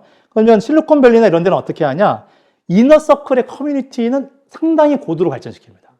그러니까 그 커뮤니티에 들어오는 사람과 들어가지 않는 사람들을 구분하는 시스템이어서 이제 전체적으로 보면 불안과 이런 것들이 작동되는 거 보지만 이 혁신에 있는 이제 그 뭐랄까요? 안 좋은 거죠. 이제 엘리트 집단은 상당히 이런 커뮤니티적인 방식이 많이, 그러니까 실리콘밸리가 특징이 이렇게 많이 발달을 하고 있는 거고요. 대표적으로 이제 커뮤니티 쪽에서는 이제 미국의 볼더라는 지역의 케이스를 많이 씁니다. 여기가 한 인구 한 10만 정도 되는 미국의 덴버 옆에 있는 이제 조그만 도시인데요. 이 도시는 테크스타라고 하는 세계에서 유명한 3대 투자 회사가 있습니다. 이 여기에서 자기네들이 이 볼더라는 지역을 혁신적인 지역을 만들어내는 이제 원리들을 설명한 책이 있어요. 이게 스타트업 커뮤니티 웨이라고 하는 건데, 여기는 그 성공한 리더들이 끊임없이 공동체에 투자하고 기여해가지고 사람들에게 커뮤니티를 공급해주고자 하는 능력이 있습니다. 그래서 성공한 사람들이 노블리스 오블리제를 신청하고, 노블리스 오블리제 신청해서 뛰어난 사람들에게는 기회를 부여하고, 그 사람들은 친밀한 커뮤니티를 만들어내는 거죠. 그래서 약간 엘리트주의적인 커뮤니티가 발달하는 구조 속에서 혁신이 만들어진다라고 볼 수 있을 것 같아요. 그러니까 안 좋은 부분이 분명히 있지만 그 속성의 원리는 똑같은 방식이라고 생각합니다. 일단은 다른 지역에서도 제주도 커뮤니티 사례센터가 전파될 수 있는지인데요. 실제 저희가 이 사례를 만드는 것들은 저희만의 가정과 방법론이 있긴 하지만 근본적인 방법들, 약간 프로젝트 기반의 학습을 하는 방법이라든가 커뮤니티 방식을 통해 가지고 무언가 혁신을 도모하게 하는 방식들은 이미 많은 나라나 지역에서 이미 실행을 하고 있는 방법들을 제가 제주적인 방식과 정책적인 방식으로 바꿔낸 거예요. 다른 데는 민간을 중심으로 한다면 저희는 정책을 하는 결정권자를 설득해서 정책적으로 만들어낸 것들이 좀 차이인데요. 가장 중요한 것들은 복잡계의 방식은 이런 커브 곡선입니다. 아까 기업의 곡선도 이런 커브 곡선인데요. 기존의 산업의 방식은 요소 투입에 따른 성장 곡선이라고 해서 한 명이 투입되면 100개가 생산하면 2명을 투입하면 200개 생산할 수 있어. 물론 조금 떨어지더라도 190개 생산할 수 있어. 그래서 무언가를 생산량을 늘리려면 사람을 더 투입하거나 자본을 투입하면 산술급수적으로 성장한다는 거죠. 근데 이런 복잡계의 방식은 처음의 성과는 미비해요. 아까 개미 같은 경우에도. 그러니까 스타트업도 처음에는 막 적자인 거죠. 그런데 나중에 어느 정도 혁신이 전파되기 시작하면 기하급수적으로 성장해서 지금 카카오톡 같은 게 만들어지는 거거든요. 그러면 똑같이 발생하는 게 뭐냐면 인내의 시간입니다. 인내의 시간. 그거를 자본에서 인내 자본이라고 합니다. 그래서 엔젤 투자를 하거나 초기의 스타트업에 인큐베이팅 하는 투자를 하는 거죠. 그래서 정책적으로 과연 이 성과가 초기에 매주 미약한, 아까 나무를 키우는 방법에서 밖에서 보면 저기 나무 있으니까 우리도 나무 만들어야지 해가지고 뿌리 같은 거 만들고 저기 갔더니 공간을 엄청나게 크게 만들면 테마파크 만들면 되는 거예요. 테마파크 만들고 이렇게 하는 거죠. 그게 아니라 바꿔이고 씨를 뿌려가지고 물 주면 이게 언제 자랄지도 잘 모르고 처음에 나은 것들을 보면 이게 나무야? 떡잎이잖아. 라고 하면서 성과가 없다, 문제가 많다라고 표기하게 되는 거거든요. 그래서 이 원리를 제가 꾸준히 얘기하는 것들은 이 원리를 이해하지 않으면 정책 평가에서 이거는 문제 있는 정책, 잘못된 정책, 성과가 없는 정책으로 낙인 찍고 도태시킬 가능성이 상당히 높습니다. 그래서 인내의 자본을 민간이든 행정이든 가지는 게 일단 가장 중요하다라는 생각이 있고요. 두 번째는 이런 커뮤니티 문화들도 처음에 한꺼번에 많은 커뮤니티가 형성될 수는 없어요. 그러니까 우리가 얘기하는 건 밀도 있는 작은 커뮤니티를 만들고 여기에 계속 사람을 붙여가는 방식입니다. 그래서 초기에 밀도 있는 커뮤니티를 얼마큼 단단하게 만드느냐에 따라서 눈덩이 효과처럼 눈을 한번 굴리면 그 다음에 점점 기하급수적으로 눈이 불어나는 것처럼 아주 초기에 단단한 커뮤니티를 어떻게 만들어낼 거냐입니다. 그리고 이 커뮤니티는 피학습자이기도 하고 학습자가 될 수도 있는, 그러니까 멘토가 될 수 있는 초기에 코칭진들이 얼만큼 일정 정도의 밀도 있게 만들어내냐가 되게 중요한데요. 저희 같은 경우에는 다음 출신들이라든가 아니면 스타트업 출신들이 제가 계속 활동하면서 만났던 사람들이 초기에 밀도 있는 커뮤니티를 형성하고 그 커뮤니티가 멘토가 되고 지원함으로써 혁신이 조금 탄탄한 코어를 형성하게 됐다라고 보여집니다. 그래서 인내의 시간들을 이해할 수 있는 철학적 원리와 인내력, 그 다음에 그거의 초기에 여러 주체의 초기 커뮤니티가 매우 중요하다고 생각이 듭니다. 이게 꼭 정답이라는 건 아닙니다. 아까 얘기한 것처럼 정답이 명확한 경우는 빠른 실행을 하는 게 좋아요. 정답이 모호할 때는 복잡계의 방식을 선택하는 게 좋습니다. 그래서 저는 복잡계와 복합계는 하나의 가 정답이라는 게 아니라 우리가 이거를 정확히 이해해서 정답을 알고 있을 때는 복합계 방식으로 빠르게 전환해서 발전하게 나가고요. 그것이 부족하다고 싶을 때는 복잡계 방식을 써야 돼서 복합계와 복잡계가 유기적으로 연결될 수 있는 시스템들을 만들어내는 것이 매우 중요한 포인트라고 생각합니다.